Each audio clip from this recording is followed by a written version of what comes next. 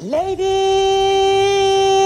and Habibis, we are going to introduction to you rising star of South Asia. He is very well educated. He knows Islam and Christianity very well. He done what they said he can't. He is Doctor. Alhamdulillah. Wait a minute, what are you doing, Zakir? You come out, it's not you. Habibi, take him out. Sorry, there was some problem. He's Adam Sikher. Hello everyone, this is your favorite Murtid. Salamul Masih, peace of Christ be with each and every one of you. I hope you guys are having fun. And hello everyone, your favorite Murtid is live once again and we are going to have some fun over here once again. Thank you so very much for being here. I'm so sorry I was not able to do the streams last week. I had to reschedule them. I'm sorry about that due to some personal issues, as some of you might already know. With that being said, you know, personal issues aside, uh, I had a small accident that I told you guys about it. But we are back live. Things happens. This is the world, and we are going to continue our stream that we did almost 6 weeks ago. Wow, that's a long time ago. So 6 weeks ago, we invited our brother Lloyd Dijon. The like that guy is awesome. I don't know how he remembers so much about Sharia and how many books he has studied. It's just crazy. But then again, he has a lot of grip on the history, and that's why he's here. And we were talking about destruction of the West and the atheism, and he did a marvelous job with all the references and everything. So let me invite him back on stage.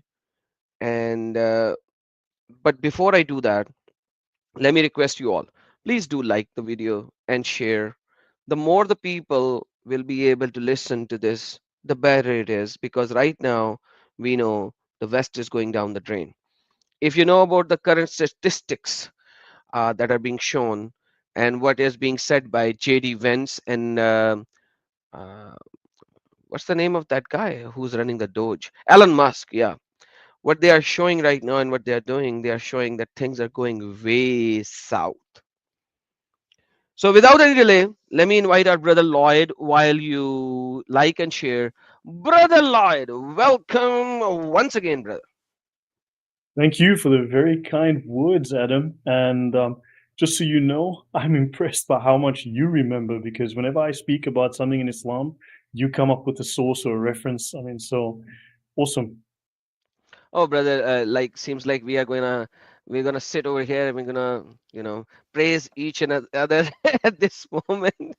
But one thing for sure, like you have done study in an area where most of the Muslims or uh, most of the polemics would actually not do it, and you have done it so well that it's really hard to refute you in any way or form.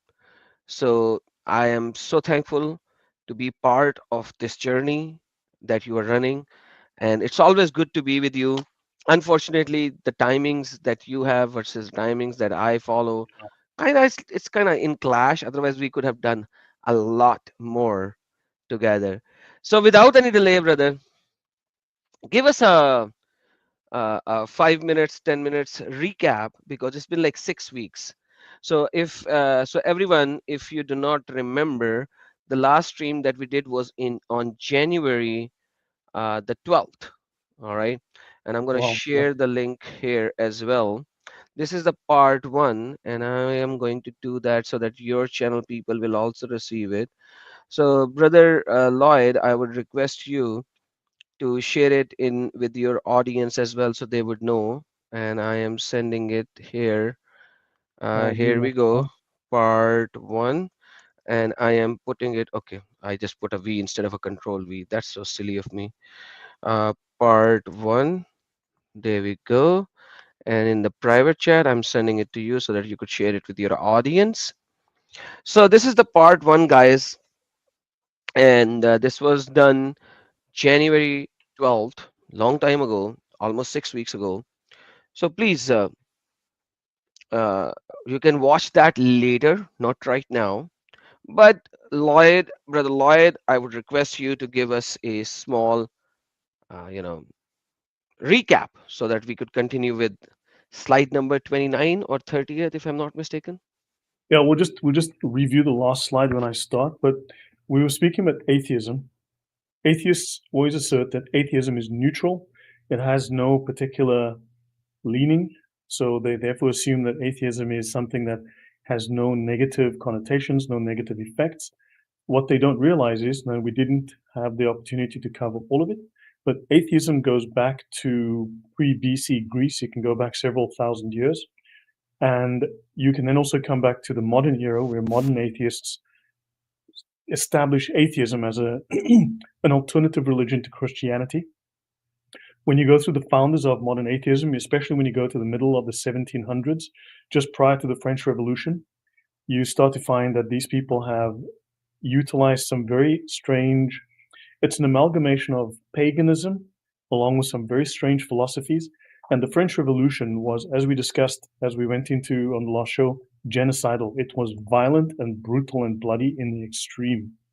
And this was an expression of atheism because atheism is essentially the opposite of Christianity. It seeks to remove the influence of Christianity, remove the moral restraints of Christianity, and it then allowed them to murder in the name of atheism because atheism is scientific, atheism is pure, and they sought to murder the Christians in France. This was massive bloodshed.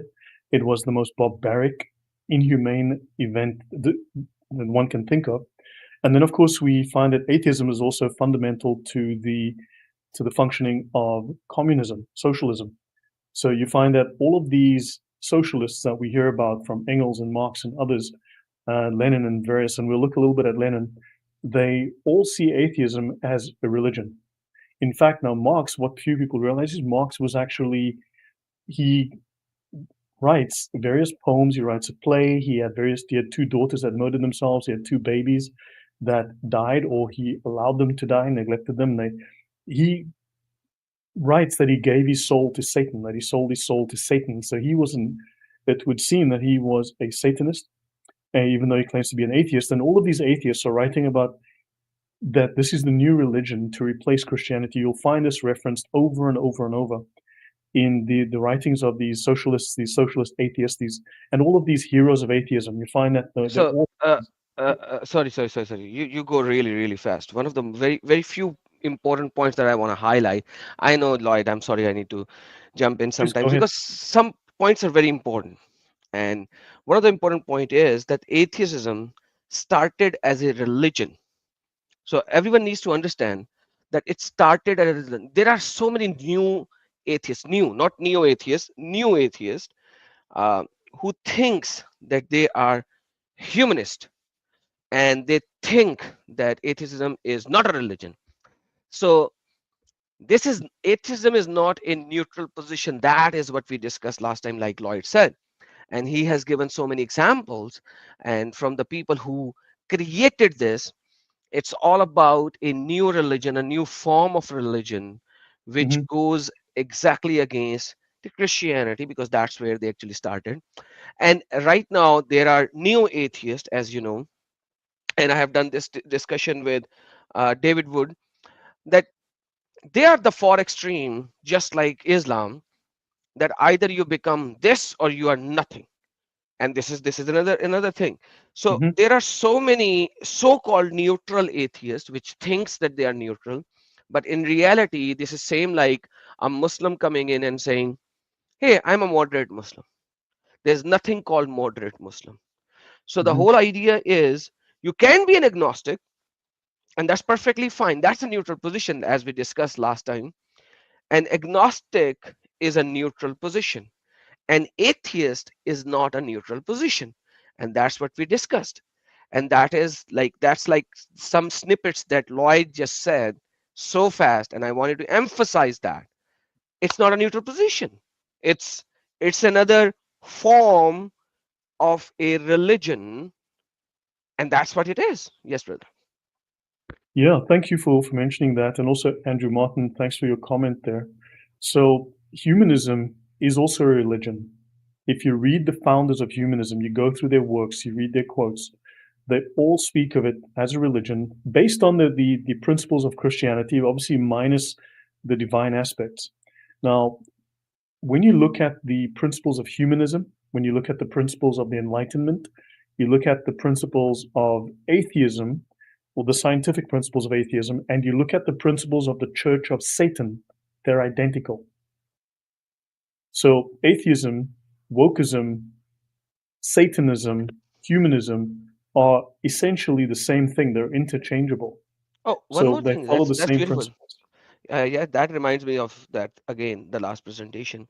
So a lot of atheists, I've been listening to some now, uh, and they're like, Satan is such a nice person. He's such a good person. Like he likes to have fun and enjoyment and all that. Mhm. So like you'll see Satan wants you'll you hear to these have atheists. fun and without these moral constraints. God's a joy killer.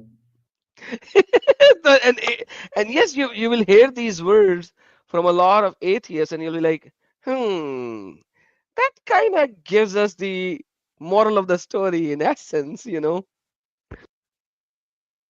Yeah. No, so that's what we have. So shall we go back to, and then I will cover, Oh, I'll do a different aspect of this today. So share my screen, and then this is where yes, we sir. left off the It's last shared time. already. So let me just now, you've heard the WEF, you've seen them talk, and you've seen, for instance, the president of BlackRock speaking and says, no, we have to force behaviors. We have to change behaviors. We have to make people behave. You've probably seen these clips on X and on YouTube and so on. It all starts with this guy, and obviously he's not the first, but he was a very well-respected psychologist who says we can no longer afford freedom. That's B.F. Skinner. And we must design human culture to shape the behavior needed. They have to punish you if you step out of line. That's like the social credit system in China, just bringing it into the West and giving it justification. Because obviously, if you don't have God, you've now got psychology, you have therapy because you don't have church. So now he says we can no longer afford freedom. But notice he also says we need to abolish the family unit because you see, when a Christian family has children and they raise them with morals, those kids don't respond to the government's wishes. They're not programmed the way that these people want. So we must abolish the family unit. And we'll speak more about that in a moment. So science, this kind of science has enabled moral and social degeneracy. This is scientific atheism. This is humanism at work. What we're seeing, wokeism, is the result of this scientific atheism. So he said that there's no free will, right? And basically, free will hinders using scientific methods to modify behavior because if you have free will, you're not going to do as you're told. So, to build a happier society, we need to program you because we need to take away your free will. So, free will he saw as a miraculous event, something God given, and atheists, well, they're not for God, they're against miracles. So, therefore, it's something that they're against. Not that they are neutral, but they are actually against that idea. So I'll move on. Now, this is the Communist Manifesto: abolition of the family. Even the most radical flare up at this infamous proposal of the communists. And he says, on what foundation is the present family, the bourgeois family, based? On capital, on private gain. In its completely developed form, this family exists only among the bourgeoisie. So the radical communists, that's Marx, Lenin, Stalin, Mao, and all of these crazy founders, they said, no, no, we have to destroy the family because the family is slavery. The family is abuse of, and we're going to free them by tearing up the family. So it looks like this is just communism under another name. And of course, we know that Marx was very much a Satanist. He says, Marx, the bourgeois claptrap about the family and education, about the hallowed co-relation of parent and child, the sacred bond between mother and child, is disgusting.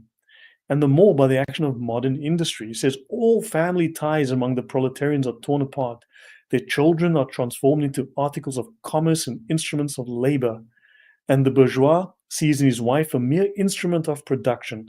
Now, he's talking about Islam here. I don't think he's talking about the average Christian family.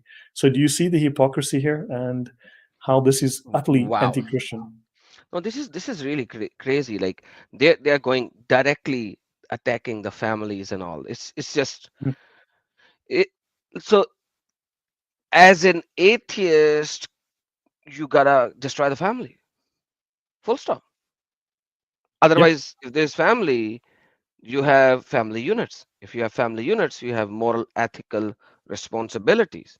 Hmm. So perfectly articulated. Yeah.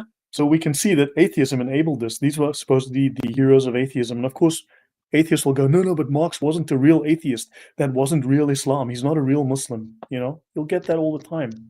That has nothing to do with Islamo-atheism or something. So Stalin was a Christian, just like Hitler. Now, this is from a book called Never Empty, A History of Soviet Atheism, published at Princeton University in Hitler, 2018. by the way, Hitler was a Christian, and that is why he created I his have an own entire church, series on that. and he I have an attacked the entire church to begin with. It's just it's just that like he first attacked the church, and he created his own, you know, dedicate in the church, and church was the first one to oppose Hitler and say Yep, that you can't do that. Yet he was a Christian. Man, that is right. crazy. No, I've got an entire series on Hitler. You go through the facts and you realize Hitler was anything but a Christian. That's off topic for now. But of more than 50,000 Orthodox churches on the territory of the Russian Republic, right, in 1917, fewer than 1,000 were left in 1939. So Stalin oversaw, between Lenin and Stalin, they oversaw the destruction of 49,000 churches.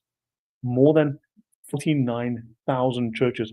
These are good Christians. Yeah, good, great Christians. The A Revolutionary good Army, Christian who were destroying 49,000 churches. yeah. So now the Revolutionary Army of the French murdered 6,000 prisoners, many of them women, children, and elderly after the Battle of Savonay. 3,000 Vendée women were drowned at Pont-à-Bon. We already spoke about how they would take the priests and the nuns and they would tie a priest and a nun naked, face to face. They would tie them together naked and they would throw them in the river and drown them. And they did this with hundreds of priests and nuns. Right. Oh, In addition, 5,000 Vendée priests, elderly women, and children were tied in groups in barges and drowned in the Loire River at Nantes. July 1796, nearly 500,000 Catholics were killed. All of these theists were killed at the hands of atheists. Now, this was the first cry or the first example of historical public atheism. These weren't just individuals who didn't believe in God, but this was an atheistic government, the very first one in history, and it was just genocidal. It was brutal and bloody. So atheists have still to explain why compassionate and rational atheists unleashed the most violent century in history, which is the 20th century. Right? So socialism was created as an atheistic religion, right? As the Catholic Church has called it, which atheists themselves will call it. And it's a religion created by atheists, celebrated and defended by atheists, and it has its own prophets, its prophecies, sacred items. It's basically a reproduction of Christianity, but with all of the divine aspects removed. So this now, oddly enough, the Catholic Church has condemned atheism over and over. The 1992 Catechism of the Catholic Church condemns socialism as an atheistic ideology. And it says here the Church has rejected the totalitarian and atheistic ideologies associated in modern times with communism or socialism. And that includes like humanism and those things. So now let's speak of the Godless 5-year plan. This was 1928, where the communists launched what they called them the League of Militant Godless, or the League of oh, Militant Atheists. So they gave local cells of the anti-religious organization, the League of Militant Godless, new tools to disestablish religion. Churches were closed, stripped of their property, people were beaten, and any educational or welfare activities that went beyond liturgy were stopped. And some of them weren't exactly, I would say, well behaved. So they actually established a group to disestablish religion in the Soviet Union.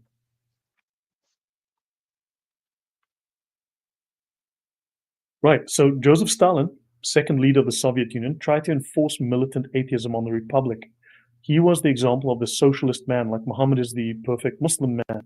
Stalin, right, the perfect socialist man, Stalin argued, was an atheist one, free of the religious. But of course, they still have their own dogma.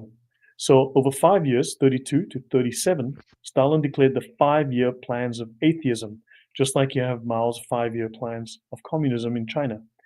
And the League of Militant Godless was charged with completely eliminating all religious expression in the country. Odd for a Christian to do that. So the same methods and terror tactics were imposed against others that the regime considered enemies. And in Private Property and Communism in 1845, Marx said that communism begins, well, it's usually translated as communism begins where atheism begins. But in this translation, communism begins from the outset with atheism. So according to Karl Marx, communism begins with atheism. Communism cannot happen without atheism.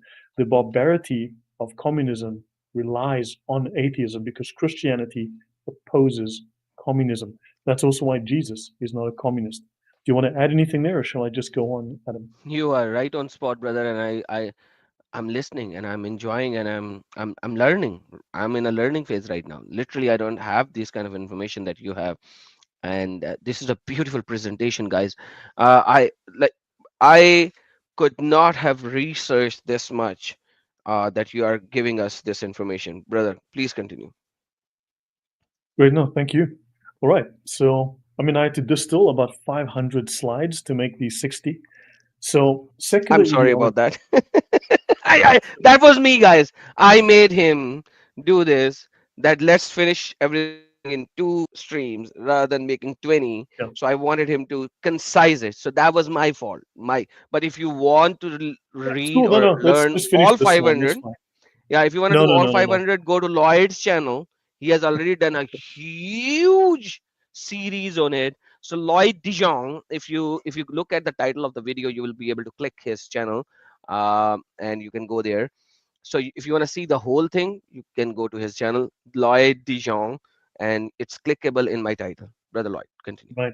So secular ideologies kill. Secular ideologies are murderous. Regardless, so we'll have a look at obviously atheists. Oh, the Christians kill the Christian church, blah blah. Ignore that for the moment. So let's have a look at this claim, right? Religion causes war. So a study was done by a historical group comprised of some of the best military and historical experts in the world, right? They created this thing called the Encyclopedia of Wars, edited and created by Charles Phillips and Alan Axelrod.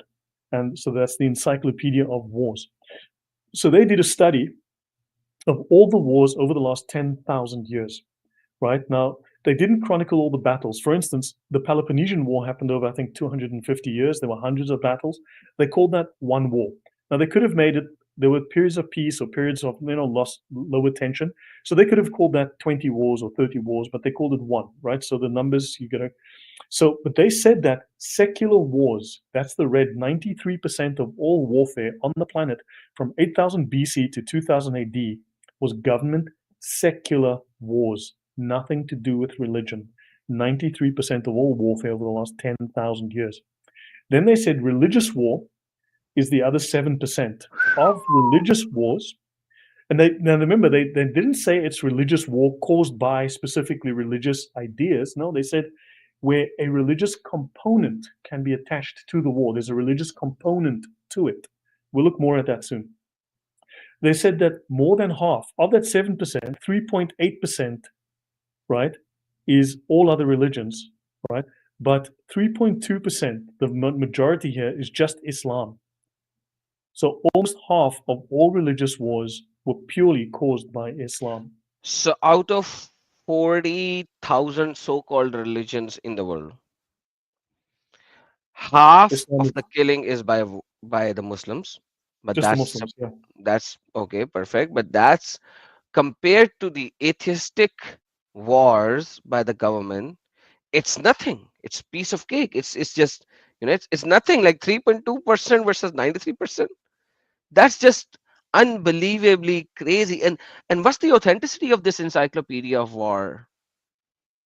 Say again, please. What's the authenticity of No, this no, this is solid. encyclopedia of This is war? done by top military experts, top historians. It's a solid book. It's 3 volumes. It's very detailed. It's like hundreds, thousand, maybe a couple of thousand pages. I don't know. I've got it in PDF. Check my videos for the description to my archive, and go check it out. Download a copy. So Now, Nazism, Marxism, fascism, all secular ideologies, but they are all versions of socialism. Everyone wants to claim that Nazism has got nothing to do with socialism, but it's the National Socialist Workers' Party. It's the Socialist Workers' Party. It's the Labour Party. So it's simply non-Marxist socialism. All the rest are Marxist socialism. Nazism was non-Marxist socialism. So all these claims to science and reason do not automatically result in an atheist utopia free of violence, as we can see, right? Nor does it lead man to reason. So atheists are basically communism's useful idiots. Atheism is mandatory in communist political parties. So atheism is mandatory in the political parties that are communist. And communism is also an incoherent, Gnostic, relativistic idea, right? So let's continue. So religion. Let me see. While you I'll skip see, the slide. It's not that critical. No, this is more important. So let me go over this. Let's look at the 100 worst atrocities, because Christianity is supposed to be so dangerous. Religion is dangerous. Atheists tell us, no, religion kills. We need to replace it with atheism. Okay, let's have a look at the 100 worst atrocities in history. This is Matthew White's The Definitive Chronicle of History's 100 Worst Atrocities, the great big book of horrible things, right? So you have the clown of reason, Sam Harris. He's a critic of the historic impact on religion on ancient and modern societies, right? He loves totalitarianism, he loves censorship, and he writes a book called The End of Faith, Religion, Terror, and the Future of Reason. And he says, of course, that religious faith is the most prolific source of violence in our history. Now, we've just seen from the evidence that's not so. Now, this study of the 100 worst atrocities in history contradicts these claims by Harris and all these other atheists. Of the 100 events in the detailed study, only 11% are in the category of religious conflict. 2 are under the category of human sacrifice for 13 total atrocities if we're generous and give it a religious aspect. Let's have a look and see if it's all to do with Christianity. perfect. So, in these religious conflicts, you have the Taiping Rebellion. That's definitely Catholic. 20 million deaths, and that's 6th on the list. Right? Typing is Catholic. Perfect. Okay. Catholic, I hope definitely people are getting the sarcasm here, but fair enough. Continue. Right. The 30 Years' War, 7.5 million deaths. Now, that number could be lower as well. That's one possibility. Okay, that's Europe. The Mahdi Revolt. Oh, more Catholics. Definitely. 5.5 million people. 21st. The Crusades. This number has recently been taken down to about 1 million deaths. Okay? But Crusaders, why do we say? Okay, so I have an issue here. So Crusaders did not start No, as a offensive battle. You need to understand no, that. purely defensive. So Yeah. why are we putting these deaths under Crusaders? These deaths are under Islam, because Yes. Crusaders started after 28 different councils that happened where popes and pastors never allowed them to go out and fight the Muslims who are invading their lands. So No, when there's you also say 420 years of Islamic invasion. Yeah. exactly, so after 1060, at 1060 or 1040, I forgot, give like let's just say 20 years of a mismatch. It's either 1020 or 1040 or 1060. 632 till 1020 or 1040, these people allowed the Muslims to invade their lands, even so and so that they finally went into Spain, started raping their women and girls and children, and then they started to defend their lands and push them back. And how can you actually say that these 3 million, let's just say it's 3 million, how can you say that this 3 million deaths are on Crusaders? That's not on Crusaders. They were defending their land. These deaths are Yeah. supposed to be on Muslims, because they are the one who invaded these lands. Crusaders Right. were defending their lands. Yeah, I have slides on that. I have very detailed slides, but I didn't want to bring up, a million slides. So No, yeah, I gotta say that about the Crusaders, because this is, this is crazy. Like you can't put these number on Crusaders. Like even though no, the West is so disgusting in trying to undermine Christianity or undermine everything in which is related with Christianity, that they can't even proclaim the truth as truth. You know. Right. And also these numbers, I've seen numbers as low as now 1 million new figures with the Crusades. So French Wars of Religion, 3 million deaths. Wars in Sudan, 2.6 million. Albigensian Crusade, 1 million. The Panthay Rebellion, definitely Catholic. The Hui Rebellion, 640,000, definitely Catholic. The Partition of India, that's Catholic, right? Uh, Cromwell's l- invasion of Guys, Ireland. let me just say, every time Lloyd says definitely Catholic, It's understand the sarcasm. sarcasm in his sentence, okay? Because a lot of people do not understand that. So I'm just telling you, when he says definitely Catholic and the name that you listen shows you it's it's not Catholic, so it is definitely not Catholic. Yeah. And Indian partition has nothing to do with Catholicism. It Now has look at everything human to do with sacrifice. Yeah, go on. Yeah, I'm kidding. he's Yeah, but hopefully, so human sacrifice, gladiatorial games. That's Roman Catholic. It's in Rome, so it definitely had to be Catholic. 3.5 million deaths, and then Aztec sacrifice, 1.2 million deaths. It could be much more than this. So this is South America. This is Rome. Now, how much of this has to do with Christianity?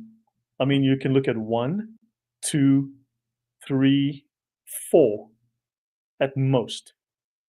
At most, at a stretch, you can say 4 of these maybe have to do with Christianity. The rest, yeah. I mean, this is hardly exactly religious. This was Roman, So yeah, so they're being generous here. Do you understand how this has got nothing to do with? I mean, this is all secular You're being stuff. very generous, let me just put it this way. But yeah. Yeah.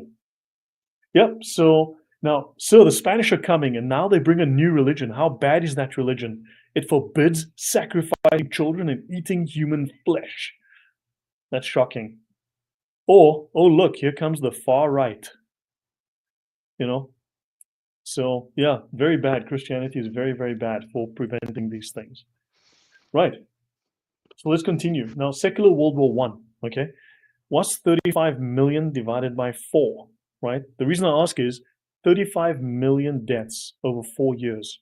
So it is estimated that 1 million people were tragically killed in the Crusades over 204 years. So let's try and let's just calculate that. 1 million over 204 years. That's 4,900 people a year. Okay, Ow. if I calculate that correctly, right? 4,900 people a year. Now let's go to 35 million, and we divide that by 4 years. That's 8,750,000 people killed a year. Let's divide that by 365. That's 24,000 people a day were killed in World War One. Right? Here's the Crusades. Here's World World War War One was One. definitely Christian. Catholic, Oh, 100%. Catholic. Sorry, Catholic. 100%, definitely. I mean, And so you had, yeah, so there you go. So now think about it. In the Crusades, now I'm being generous here. They say as many as 3,000 people died in the Inquisition over 350 years. This number, as far as I can tell, is as low as 2,000 over 400 years. Okay, but I'm being a little generous here. So let's take 3,000 people over 350 years. That's 8.5 people a year. That's genocide. That's more people than are dying at the moment in Palestine. So the Inquisition was killing 8.5 people a year. I mean, that at that rate, the earth would be free of people in what, 6 months, right? So absolutely. And you said Palestine. There is nothing called Palestine in this world. It's Israel. Fakestein, my bad, Fakestein. So now think, Fakistan. Yeah. 35 million soldiers and civilians died in just 4 years in World War One. And then, of course, the secular atheists and others decided, and look, Charles Darwin had a lot to do with World War One. People would be amazed how Charles Darwin has blood on his hands, but that's a different story, another time. Then, of course, they decide, hey, we need to do this again because World War One wasn't so great. We didn't kill enough people. Let's start World War Two, right? But let's have a look at World War Two casualties. 60 million people. Okay, over 2,193 days. Let's have a look at this. So 60,242,082 people estimated over 2,193 days. 27,500 people a day were dying. And like everyone goes, religion is bad because 8 people a year were dying during the Inquisition. So Very yeah. bad. Very, very So bad. it's 10. Sorry. Religion is very, very bad, very bad. Yeah, exactly. So we need secular governments. We need secular things because once you go secular, war will end. You see, that's the benefit here. That's the strong benefit. So there you go. So then you'd have, if you add the two together and you add another 28,000, I'll just do that. You had 56,000 deaths a day from World War I and World War II, but apparently that's okay because religion is bad. Christianity is bad. The Crusades were bad. So because I mean, if you talk, I think was it 4,900 people a year in the Crusades divided by 365. So 13 people a day were dying in the Crusades over 204 years, and then of course 55,000 people died per day combined World War I and II. But that's okay because it's not Christianity. Then that's just fine. Do you see the hypocrisy here of people? Let's look at 20th century dictators. These are all atheists, or mostly atheists. So Joseph Stalin, non-religious, right? Atheist. Mao Zedong, atheist, communist. Adolf No, Hitler, these definitely are not. all white guys, so they are all Christians, brother. Come on. They're Yeah, white Well, guys. we've talked about. Christianity is the religion of white guy, Yeah, no, exactly. So, yeah, exactly. We need to look at that. Look at this. Hideki Tojo, Catholic. Pol Pot, Catholic. Vladimir Lenin, known Catholic, right? So Chiang Kai-shek, definitely, that's a Catholic name. I've never seen a more Catholic name than that. 42 million for Stalin, maybe as many as 50, 60 million. Mao Zedong, I mean, this number should be more like 65 million. Adolf Hitler, at least 20 million dead, right? Chiang Kai-shek, 10 million. These are the deaths caused by these largely atheist leaders. And no one bats an eye because communism good. So it's just now, this is a book called Death by Government, a really fascinating history of deaths caused by governments.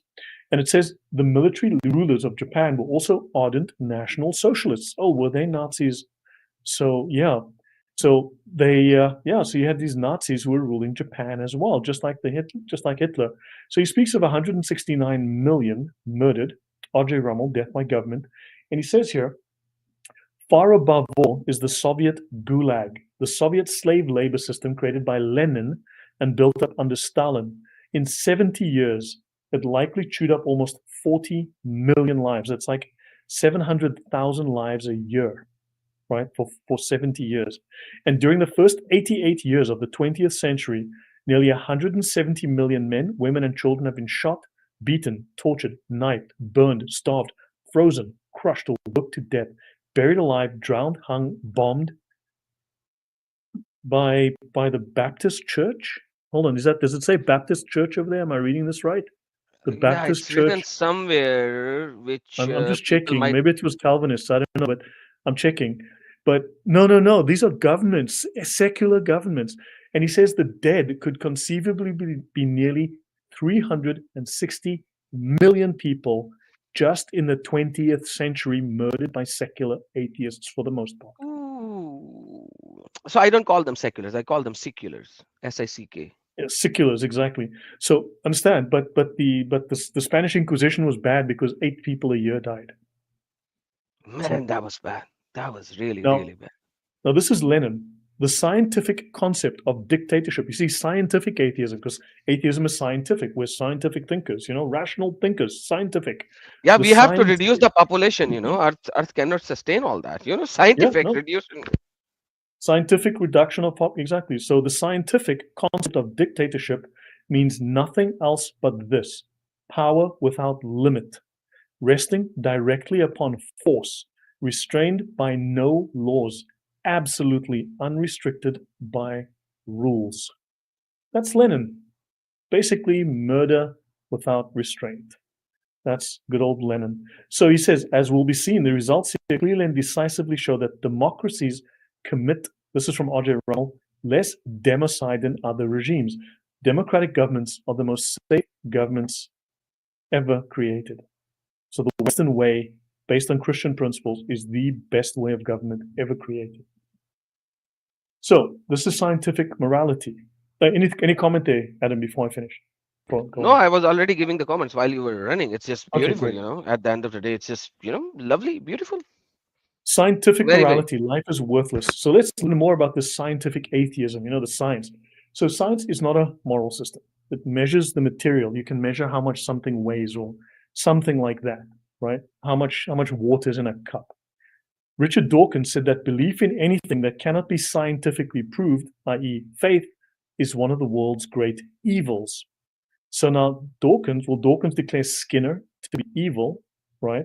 Because Skinner, I mean, back to the guy earlier, he had faith in his beliefs, but he couldn't measure them. He couldn't prove them because Skinner said, I can't prove my statements, I can't prove my claims, but I believe these things are true, right? So Dawkins does not believe in evil. So how can he say that Christianity is evil if he doesn't believe that evil exists?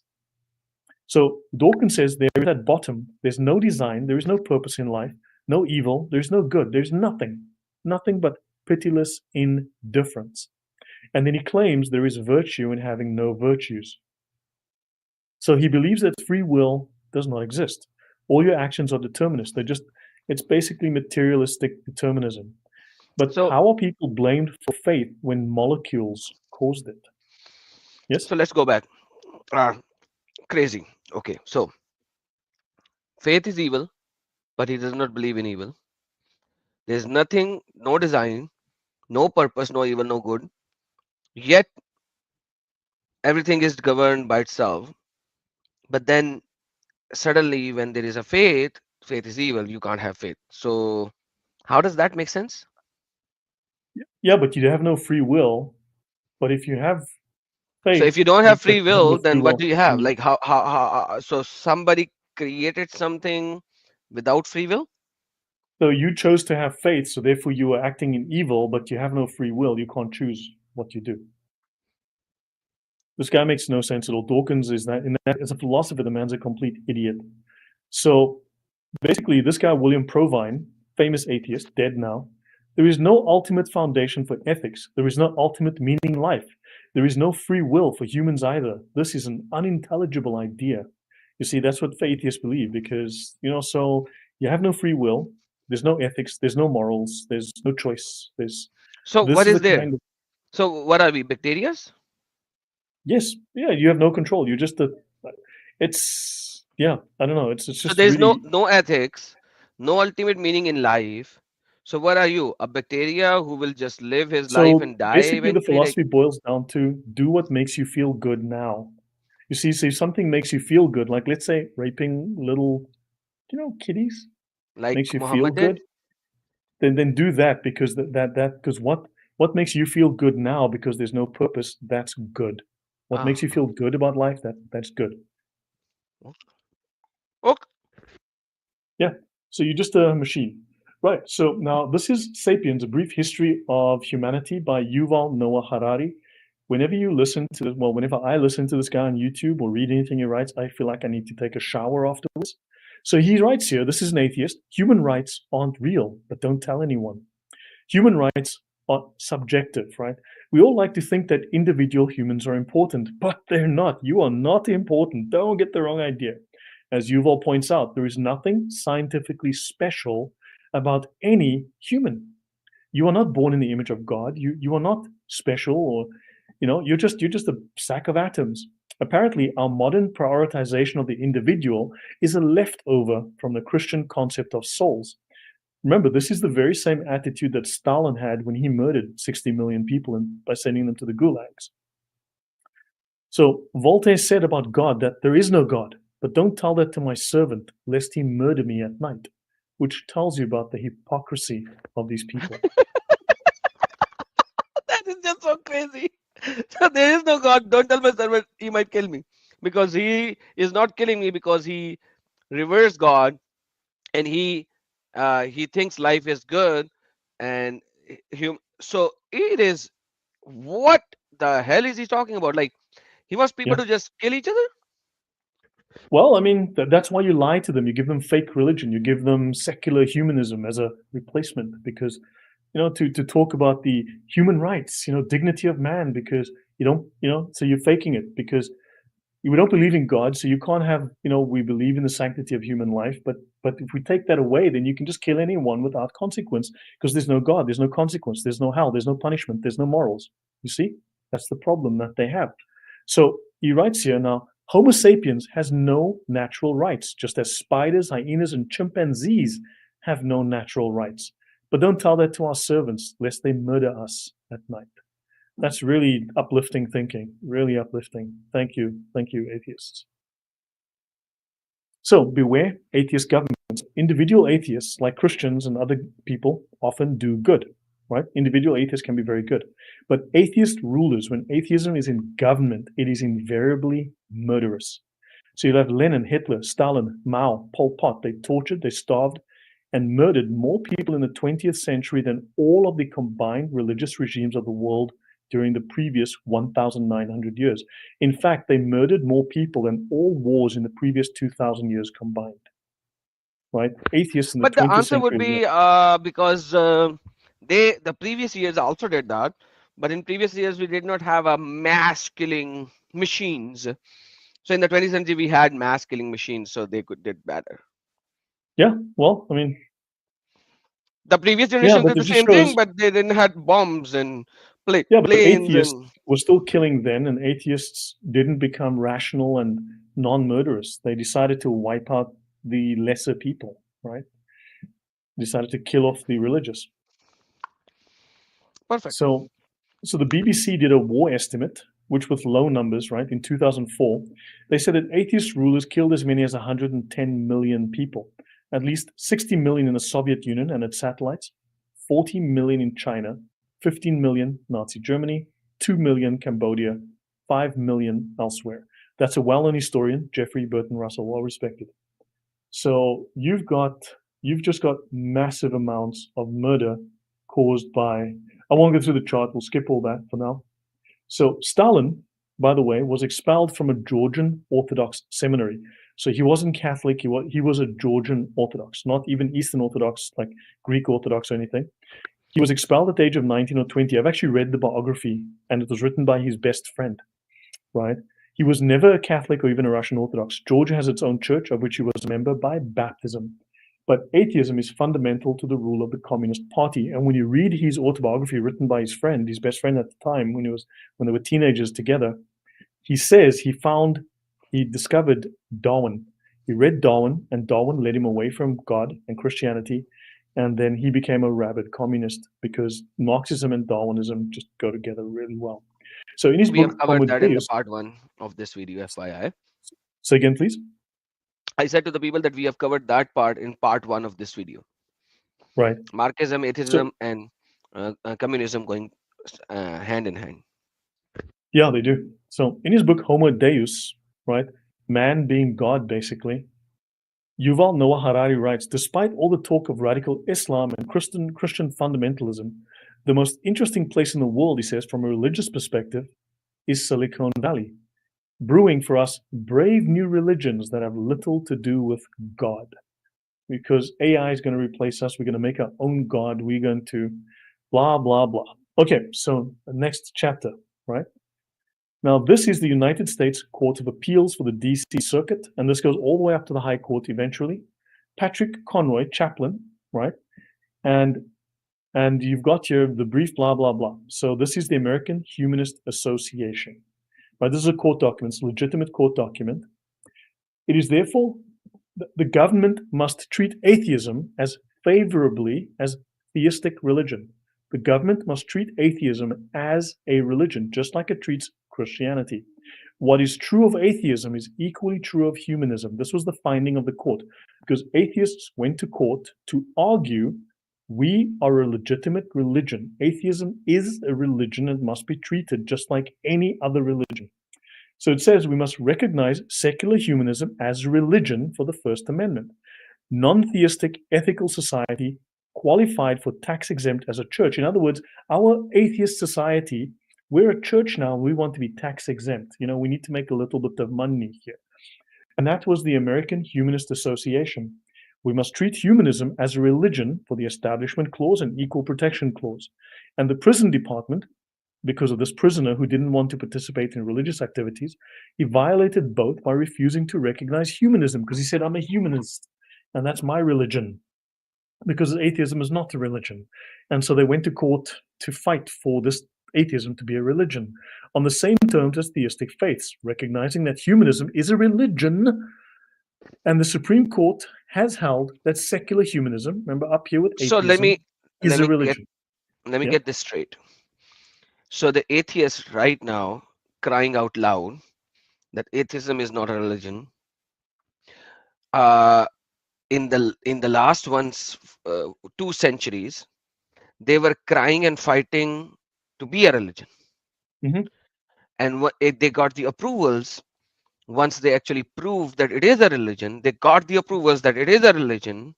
Now, when the Christians are saying atheism is a religion in itself, now they are saying no, no, no, it's not a religion. Because in the 80s, I cover that in my other talks. In the 80s, they realized this put them in a very bad position. So they changed it from like 82 onwards. They started to change the message. Atheism is not a religion. Atheism is not a.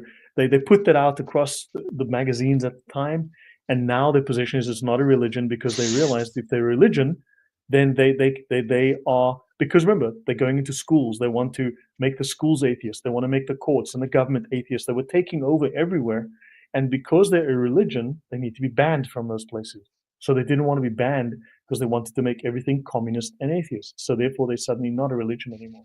So first they got all the benefits of being a religion. Now, when they want to ban the religion, they are suddenly not a religion. So it's Yeah. like a choose and flip and flop whenever they want to, kind of a thing. So it's all about killing humanity. And that's what the major atheists did. You know, as you have seen in the West, especially in America, that lady, I'm not going to name her, who was supposed to be the president, but thankfully Trump became the president. She said we need to reduce human population. Um, the guy who is the Microsoft, made the Microsoft, he actually said we need to reduce human population. But if you look at reduction in the human population in Italy, now they want to import people. So even to survive, you need 2.1 kids on the average to have the same culture and same society. But then these atheists actually destroyed the society, and now they are importing people from other countries, and they don't even know that they are importing the killing machines. As we know, we have seen that the amount of people killed by atheists versus Islam is the highest. And then eventually, what's going to happen? They think that they're going to overtake them as well. But here, they are so stupid and so ignorant at this place. And that is what's destroying the West at this moment. Like, it's eating the West from inside. Hmm. That's what it is. Yeah. So this is, yeah, atheism evolving. So now this is Julian Huxley, very well-known sort of scientific thinker, atheist, and he's a humanist, right? So remember, when you become a Christian, God is your Messiah. Jesus is God. This is God, not a human, right?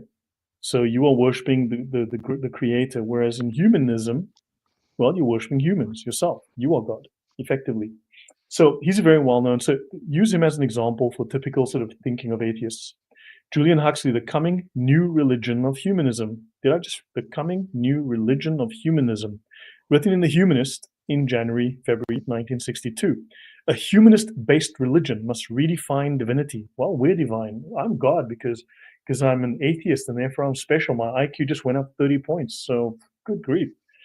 I feel sure that the world will see the birth of a new religion Hmm? based on what I've called evolutionary humanism. Yes? Oh, that's 1962. Yep.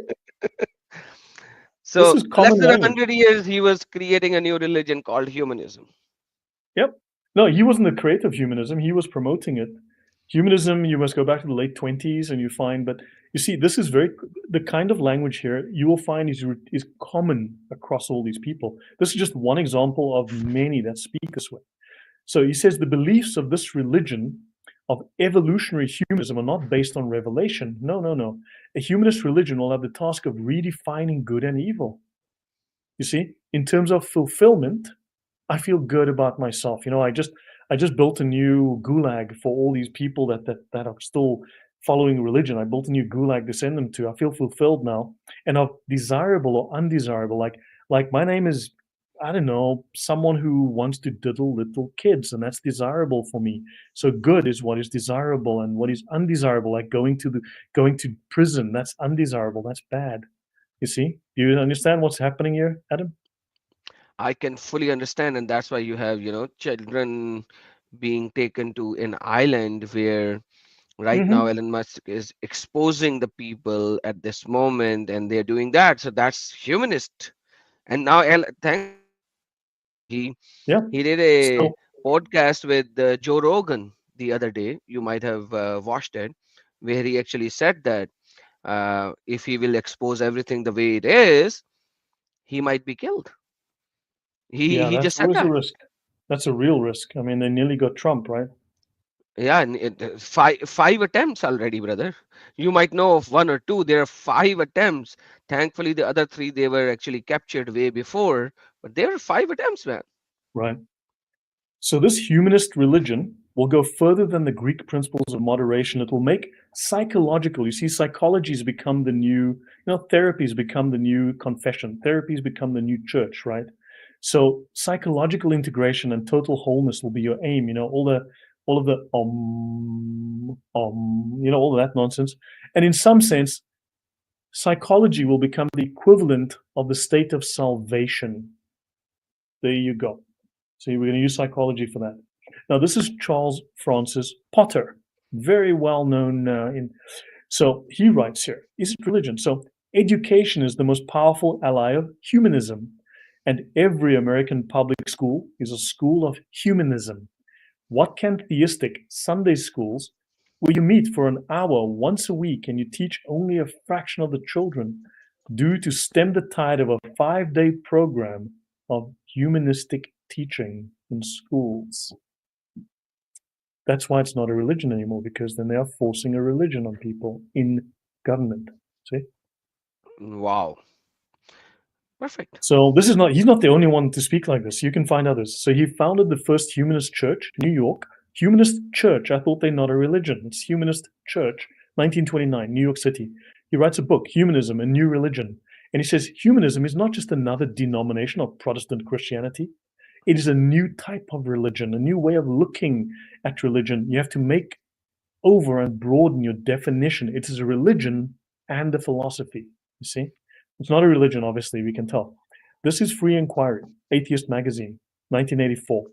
I am convinced that the battle for humankind's future must be waged and won in the public school classroom by teachers who correctly perceive their role as the proselytizers of a new faith. Uh-huh. And that's This what they is, have been doing. yes. And this They is the changed. Atheist Magazine, right? This is an Atheist Magazine. And by the way, somebody actually said that. I don't know. I can't see it here. Maybe. Yeah. This. They changed the school curriculum to make them be no child left behind, to make them all the same and not. But like, it's not just that. If you would see some of the videos that it happened in California, and the parents were fighting the school system of how disgusting and idiotic stuff that they are teaching in the school. It is crazy to the very least. And and by the way, I don't know, brother, like I need to emphasize this. I have done a video with Usama Dakdok. You might want Mhm. him to do that on your channel as well. The Western curriculum that has been changed in America, especially because that's where he is from, and he is talking about that. So in those curriculum, you will see the prophet of Islam, Muhammad, peace be upon him. And then when it's talking about Jesus, it's like Oh, uh, that dude, Jesus, that other guy, right? the Jesus, who according to Christianity is God incarnated. So Yeah, Muhammad is the prophet, Prophet Muhammad, peace be upon him. But when we talk about Jesus, least, it's like least upon claimed, him. claimed by Christians. So you'll see a stark difference. And then whenever you'll see the curriculum. You need to do that videos with Usama Dakdok on your channel, the school curriculum, and you will know he has the screenshots of the books which they teach in high school and college. It is Mhm. crazy. So when you say this Free Inquiry newsletter about the school system and all, man, that just shows me exactly what Osama Dog has been showing. And it's like, it's crazy. Like when I see this, And when I see the books that they changed and the curriculum that they changed, it's like right on spot. It is right there, you know. Yep. Yeah. So no, agreed. There's been a lot of So things going whatever on. they said, whatever they said 100 years ago or 50 years ago, uh, or whatever, they have That's enough. implemented it in the last 30 years. In the last 30 Yes. years, so since 1990, they have implemented it, and they are destroying everything whatsoever. Right. Yeah, they say these teachers must embody the same selfless dedication as the most rabid fundamentalist, right, religious fundamentalist preachers. And they will be ministers of another sort. They will use a classroom instead of a pulpit to convey humanist values in whatever subject they teach. And it says the classroom must and will become an arena of conflict between the old and the new, the rotting corpse of Christianity and the new faith of humanism. Yeah, but it's not a religion. There we Atheism go. is not a religion. No, there we go. Like this is right on spot, and I cannot emphasize more, brothers and sisters who were watching my channel. Those videos are there in my channel as well. And Lloyd, people do not watch the old videos too much. I would encourage you that you're doing a stream with Usama Dakdog. Please do a couple of streams on the curriculum books with him Okay, that has been changed. It will be a marvelous stream. You gotta right. promote those and you gotta show them. It's right on the Okay, spot of this one. I'm on with him tomorrow. So this is a couple of examples of America's Humanist Journal of Ideas. Blame religion, not just Trump. Deconstructing religion, the meaning of humanism, back to Yuval Noah Harari. Right, you've got humanism and suicide, a positive view. Do you want to kill yourself? Well, humanism's the religion for you. The positive side of murdering yourself. Why the Bible is so poorly written? Yes, yes, yes. So, have you thought of a humanism and suicide? Like the positive side of suicide. I mean, this is definitely life affirming, right? Uh, positive side of suicide? Is there Suicide, yeah, yeah. is Murder there a yourself. positive? Is there, According to them, yes. According to them, special blasphemy issue, defending the right to blaspheme. Okay, so now we go to this guy, Ludwig Feuerbach. This man was highly influential. no, hold on. Come back. What did you say about blasphemy? The right to Now, this one blaspheme? here, Yeah. So say it again, please. defend. So this is defending the right to blaspheme and special Okay. blasphemy issue. Yeah. Perfect. Now stop here. So these secular atheists in the West, they can blaspheme anybody. Why can't they blaspheme Muhammad? Why Chat GPT? And let me just say it again because I've done that and showed it in the past. You can ask Chat GPT to make a joke on everybody, and it will do it. But when you will ask it to make a joke on Muhammad, it will not do it. Why Yep. is it that you can make a cartoon of Jesus, but you cannot make a cartoon of Muhammad? Why is it that blasphemy is allowed for everybody, but not for the Islamic people? No, no, Oh, this is well, hypocritical. well, well. You have to wonder, right? You have to wonder. You know. So what you're telling me is, and it's been like 1.5 presentation gone, like half of today and one part one. What you're telling me is that atheism and the values of atheism perfectly aligns with Islam. To a fair degree, there's a certain culture of death. There's a certain communal. It's like communistic. It's the ummah. Your socialists, your communists, your commun. Yeah, there's. In fact, the word communist is actually a play on Catholic, universal. So they are. The communism is universal. It's another Latin form of universal, like Catholic. So they basically are trying to be the godless Catholic Church. They're trying to be universal, and the Ummah Yeah, is but supposed like to be for the whole world, and the communists the same. But the absurdity in this statement is that somehow they want to align with a particular God and join hands, yet they're atheist. Yeah, weird. Because they're anti-Christians, you see, because these groups are both anti-Christian. You So know, that's that's the why commonality. David would put an image sometime in the past. I'll show it. So please continue. I'll show the image. I'll find the image and Right. I'll show it to you.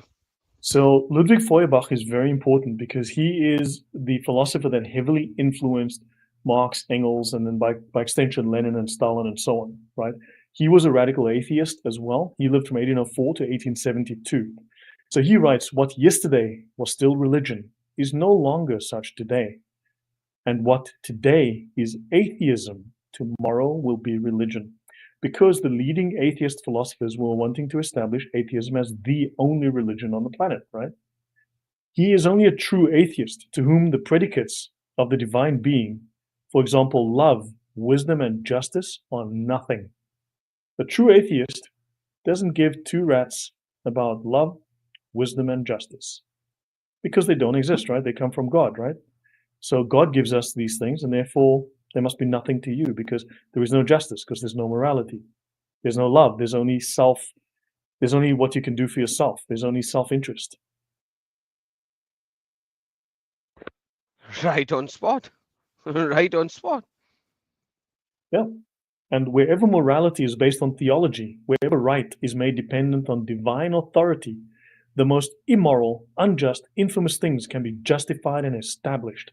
That's Ludwig Feuerbach in his book, The Essence of Christianity. But we know that when atheism removed Christianity, they descended into barbarism and mass genocide immediately, right?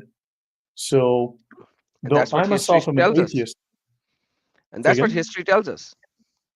Yeah, no, exactly. So he says, though I myself am an atheist, I openly profess religion in the sense just mentioned, that is a nature religion. See, atheism is the natural religion. You see, Christianity is a corruption. It's a natural religion you get from nature, which is also known as paganism. Atheism, at the end of the day, when you do a final analysis, it's really paganism with extra steps. It comes down to paganism with extra steps. Absolutely. Let me show it to you now. I found it out. There you go. This Okay, is what great. David Wood posted uh, February 4th. British atheists, British Muslims joining hands together to destroy Christianity. And that's exactly what we Yeah, see. He just put a perfect image right there on February 4th, 2025 this year. And it's just so clear what you are showing right now. It's just literally so clear. yeah. So Feuerbach writes, if my work is negative, irreligious, atheistic, let it be remembered that atheism, at least in the sense of this work, is the secret of religion itself. Atheism is the secret of religion, you see. Religion itself fundamentally believes in nothing else than the truth and divinity of human nature. You see, because you are God. You see? Are you sure?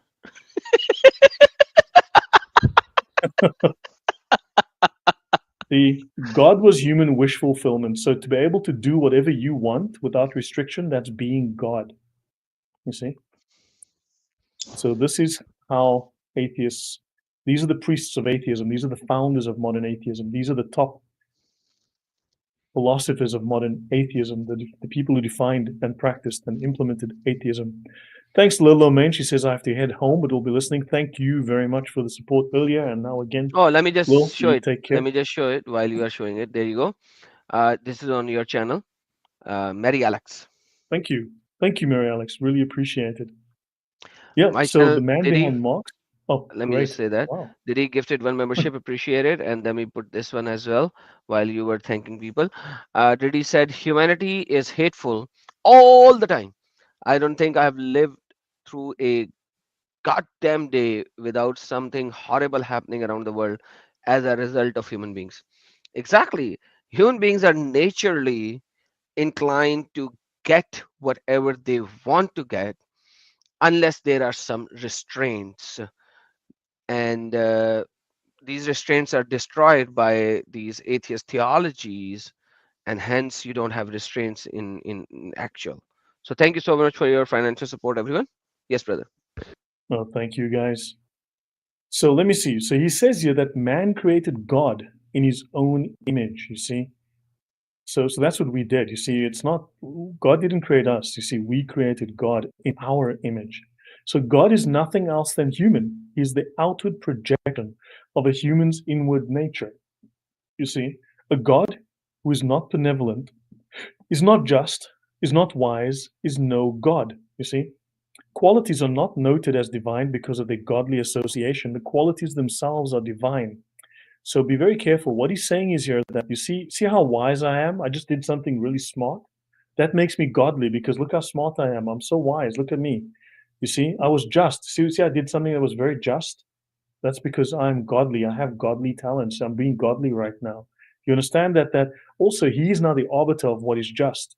He's the arbiter of what is wise, what is benevolent, what is smart. You see, so he's very self-serving philosophy.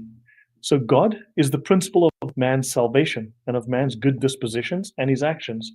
Consequently, God is man's own good principle and nature. You see, I'm a good guy, therefore I'm God. You see how godly I am because I made myself into God because I'm better than you. See? You understand how this works, Adam? You can see this, right? Oh, works perfectly, brother. And All the time.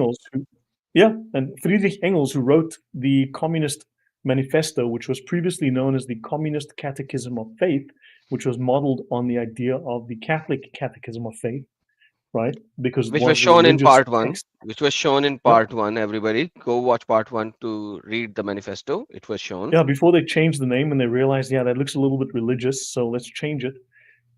Friedrich Engels, friend of Karl Marx, all of the communists of 1845 were followers of Feuerbach.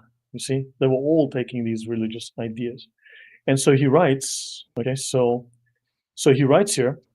Now, this is humanism. This is 1935. This is a thesis from Boston University. And now we trace it back to the 5th century BC, right? Now, the term humanism, right? The term can be used to describe the intellectual movement of the 5th century BC in Greece. And these were pagans, right? Don't forget, these were Greek pagans. This was initiated by the sophists and carried on by Socrates. Now, the sophists, when we say you're a sophist, that means you are someone who lies. Sophistry is very clever sounding, but false language. It's very clever argumentation that sounds good, but is completely false. It's the way politicians speak. They speak in riddles and speak in circles, and they can never admit they're wrong. So he says the spirit of this movement is well expressed in that famous maxim given to posterity by Protagoras: man is the measure of all things. So this is a pagan philosopher who said that man is the measure of all things. So you are the decider of all that is good, all that is evil. If you don't like something, it's evil. If you like something, it's good. You see? So these philosophers, these modern atheist philosophers in the 21st century are simply copying what the Greek pagans were saying 2,500 years ago. Right on spot, brother. What can I say? Right. Right on spot. So now back to Potter. We mentioned Potter earlier, and he says Potter and Salaz, that's another guy who was also a big humanist, atheist guy. They do not believe that there is any object in the universe higher than man. And they said humanism is faith in man. You see, faith in man, faith in ourselves, because we are gods. We are elevated, we're ascended, we are evolved to be gods. You see, so so that's fantastic. You see, so Charles Francis Potter. Let's go back to. Oh, I've got a typo there. Indoctrination. So he says, we've already covered this, right? Indoctrination. So he writes a book here called Humanism and New Religion, right? He also wrote a book called The Lost Years of Jesus Revealed, which is Gnostic as hell and just based on garbage, right? From the Dead Sea Scrolls and the Nag Hammadi discoveries. Basically, the guy is taking Gnostic texts from the 5th century, 4th century, and he's saying, well, I figured out where Jesus was, okay? So he basically gets into all the Gnostic nonsense. But he says the old God is gone. We can no longer believe in the God these people believed in. Those who are called atheists today will be hailed as prophets of a new religion by our grandchildren. So so these people all claiming that they're starting a new religion based on truth because man, is the ultimate God. And this is Salaz, right? So He's the author of the 1933 Humanist Manifesto. So there were 3 Humanist Manifestos written. The first one said a little bit too much that was very religious, because that's the Atheist Manifesto, right? And then the second one they modified, and the third one they had to clean it up. But he says a religion that is founded on realities in a religion coming of age. That's humanism, a religion. Of course, you speak to atheists, like when I was on with Nuria Khan. She was, I'm an atheist and I'm a humanist because I don't believe in religion. Well, all the humanists who founded humanism said it was a religion. And he said this in his groundbreaking work, Religion Coming of Age in 1928. So somehow the atheist founders of humanism didn't realize it wasn't a religion. So a religion capable of furnishing adequate social goals. Pause. So basically what you're telling me is, just like 90% of the Muslims in the West do not know what they have accepted, 90% of Muslims who accept Islam do not know what they have accepted because they have not been told the truth Pretty much. from the early Islam. Same is the case that 90% of the atheists who accept atheism do not No know idea. how it got originated and what is the teaching of atheism. Is that No what you're idea. saying? No idea, because atheists are all about, well, you see, I define my own gender. You see, I'm pan-gender queer unicorn sex. And it's no different from I define what I believe because I define my own religion, or they'll make up some story. It's the same thing. It's the same thing. They have no idea of the history and of the founders of this philosophy that they've bought into, what this word means throughout history. Perfecto. Yeah. So he writes here, so to establish such a religion is a major necessity. That's in the first Humanist Manifesto. He says, it's a great mistake to go to science to find out what religion is. All science can do is to help us decide what religion we should not believe in. Christianity, of course. The American Humanist Association honored Roy Wood Sellers, who claimed that traditional religion is dying and humanism is becoming the new religion. The cool kids are all doing it. So he's known for his defense of religious humanism, the view that religion must be reinterpreted, which is what Marx did and what everyone else did, in terms of its role in improving humanity's this worldly existence. Even the Nazis did it. So he writes here also the reinterpretation of democracy. Now, hold on. An influential man is reinterpreting religion to make man a god, but he also wants to reinterpret democracy. And maybe they went into government and they decided, we like this Marxist idea of totalitarian and communism. We need to put this into democracy in America. Do you understand the kind of problems that can arise out of this? Brother, there's no problem. It's the most humanist religion, They love Yeah, humans. no, it's humanist. So it's, but you make up good. You see, good is what you define as good. Good is what you decide. You personally make a decision as to what is good. Yeah, I want to have sex with a new girl every day, so that is good, brother. Because Yeah, I of course, because it defined makes it you good. feel good, right? It makes me feel perfectly good, man. Every new chick every day, I want to put a pin on every island and every country and every state of the entire world that I have, done that. I don't even want to say what I've done. That's Yeah. good. That is good, brother. That is good. So this, as you know, atheism, if you read Harris, if you read Dawkins, and all these other whack jobs, they'll all tell you atheism has nothing to do with communism. Don't let these Christians lie to you. They've got nothing. Jihad has nothing to do with Islam, And Muhammad Jihad, who just went on a bridge yelling Allahu Akbar and murdered a lot of people, nothing to do with Islam. He's not a real Muslim. And so atheists will tell you, yeah, this has got communism, nothing to do with atheism. Let's have a look at this guy, reinterpretation of democracy. Let's have a look at that. The next step in democracy are sellers, and you could buy this for $1.50 back in the day.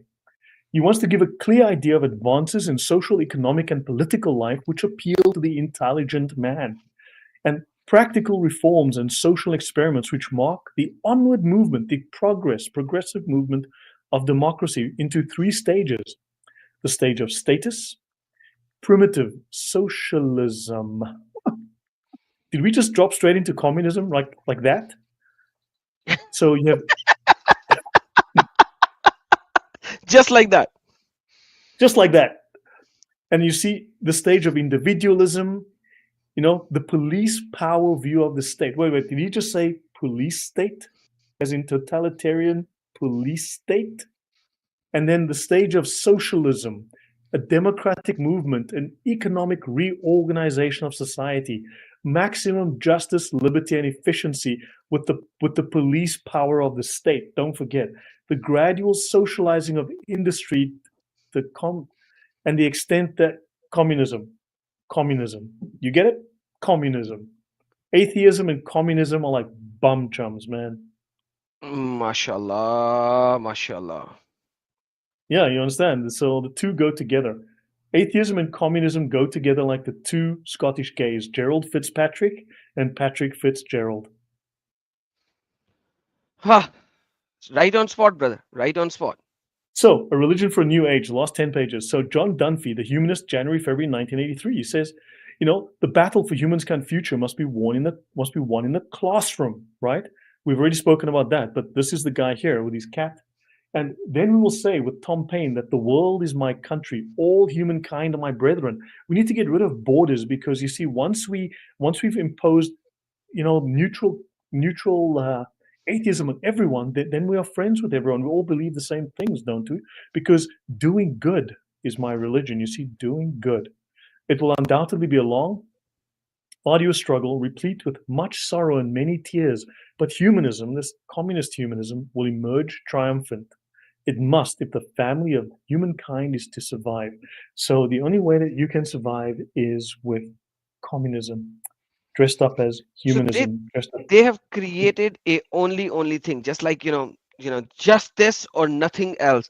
And that's like when I listen to these things and that you're showing, it reminds me of certain atheists that I know. For example, Haris Sultan, that we know is a Pakistani, so I know him really well. For him, it's either atheism or nothing else. So it's the same like Islam. So it's either Islam, nothing else. It's either atheism or nothing else, and that's how they work and perceive. Yeah. Socialism is evil. I mean, for instance, I just learned today that they're killing Skype on May the 1st.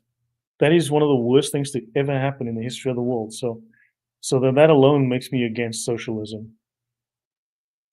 All right, so let me continue. We've only got the last 10 slides to go, so I'll finish these slides. So I might have repeated a couple of things from the previous talks, so let's hope it's not too much. But are there any questions in the chat? So let me know if there's questions. I will try to keep eye out on those. Someone did mention, and it's true, communism is the end goal. Communism is the Garden of Eden. Socialism is the vehicle, the method. Socialism is the philosophy, the economic method, but really it's a moral system. It's their idea of a moral system or religious system. Socialism is how we get to the end state of communism. The end state of communism is where the state withers away. There's no government. Everyone just magically somehow has food. Everyone somehow has a place to stay because everyone gives everything to everybody and everybody has enough. And then you have no government, there's no evil, there's no crime, everything just works somehow. The state withers away and people are just wandering around, skipping through the valleys. So that's communism. That's the end. That's the Garden of Eden. That's the equivalent of the Garden of Eden. And of course, socialism requires violence. It's jihad. It explicitly requires violence because you have thesis, antithesis, and then they fight and eventually get a synthesis. So it's got its own jihad, and then it leads to the next level, and then it repeats the jihad, gets to the next level. So it's inherently revolutionary. Just keep that in mind. So this is now United States Court of Appeals. I'm not sure this is the same one. Yes, we've already covered this one. So the government must treat atheism. So this eventually went all the way to the Supreme Court. And it was decided ultimately that atheism is a religion, and under US law, atheism is a religious system. Right. Why did the comment about made just vanish? No idea. So now let's have a look at this discussion. Those of you who've been on my channel will have seen this before, but let's see how far back we can trace woke, right? The Congresswomen, woke in what year? The women of the city were wearing beards and were dressed in men's clothing. They come to the assembly, the government assembly, and by a majority vote, they pass a resolution transferring all power in the state to women. They use this power to introduce a series of measures, which are expounded in a dialogue between somebody, the leader of the women, and a husband. Here are several quotations. So this person says, We need compulsory, universal community property. That is what I propose. And across the board, we need economic equality. We need to fill all of those empty holes, those fissures that scar our society's face, those gaps. No more will there be a division between rich and poor. And we will all wear the same clothes. I wonder if we saw that in communist China under Mao Zedong. We will all wear the same clothes, the communist uniform, and we will share the same food.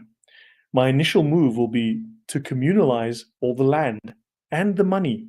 See, communalize, communism.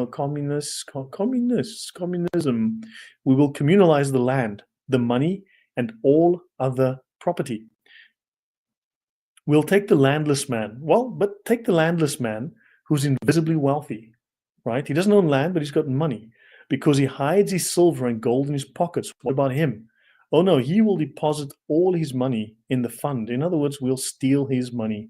You know, this will be expropriation without compensation. Anyone heard of that from the ANC in South Africa? He'll deposit all his money in the fund. We'll take his money, expropriation without compensation. We will knock out the walls and we will, no walls, no borders. I wonder what that idea fits.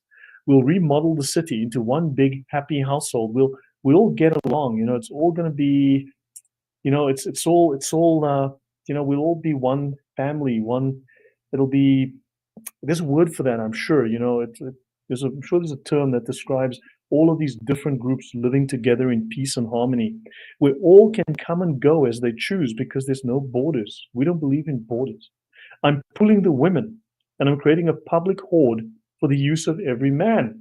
So we're going to put the women in a little harem and the men can use them who wishes to take them to bed and make babies because there'll be no family-based system. There'll be babies that are just made because there's no families, but we need babies, right? A system like this requires a pretty wise father to know his own children. And age is the new criterion. Children will trace their descent from all men who might have, because the state will own the children, you see.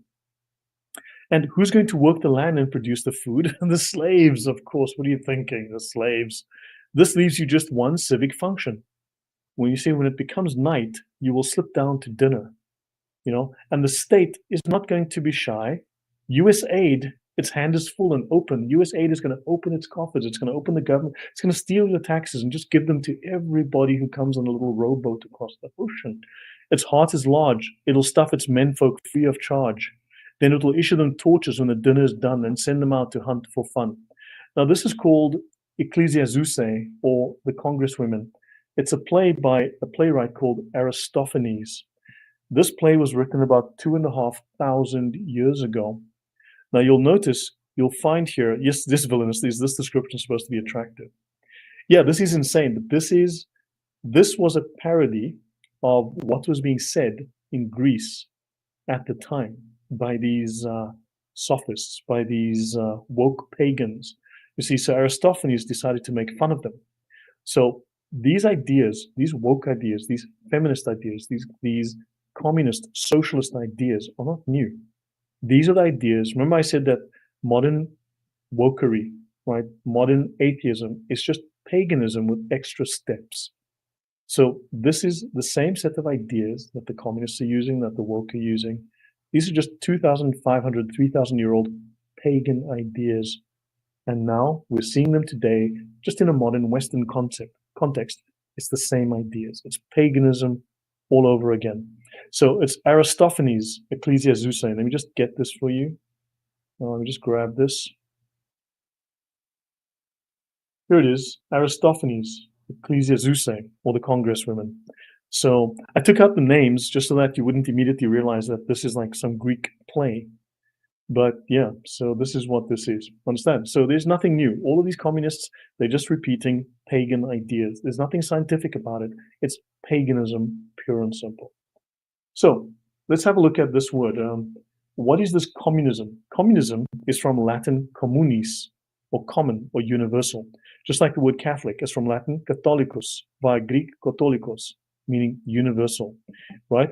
So you've got from the Greek kata holos, right? So the universal, and kata holos, right? So the first use of the term Catholic Church, literally meaning the universal church, was by the church father Saint Ignatius of Antioch in his letter to the Smyrnians in the 110 AD. Now you've got the communists coming along who create this communist confession of faith, which they changed to the Communist Manifesto with Marx and Engels. And now they're trying to duplicate their ideas, their pagan ideas, as a new religion and calling it a political system. So, yep, let's continue. A place where no one works and all greet them, and there are women available for the men to go and shag. Doesn't that sound like Islamic paradise? Yeah, it could be a little bit like that. You know, you see the parallels and overlaps. Now let's have a look at the American Humanist Association and Lenin. Okay. Yeah, women are always degraded, J. Alfred Prufrock says, in these stupid Gnostic pagan ideas. Yeah, fair enough. Okay, so let me see.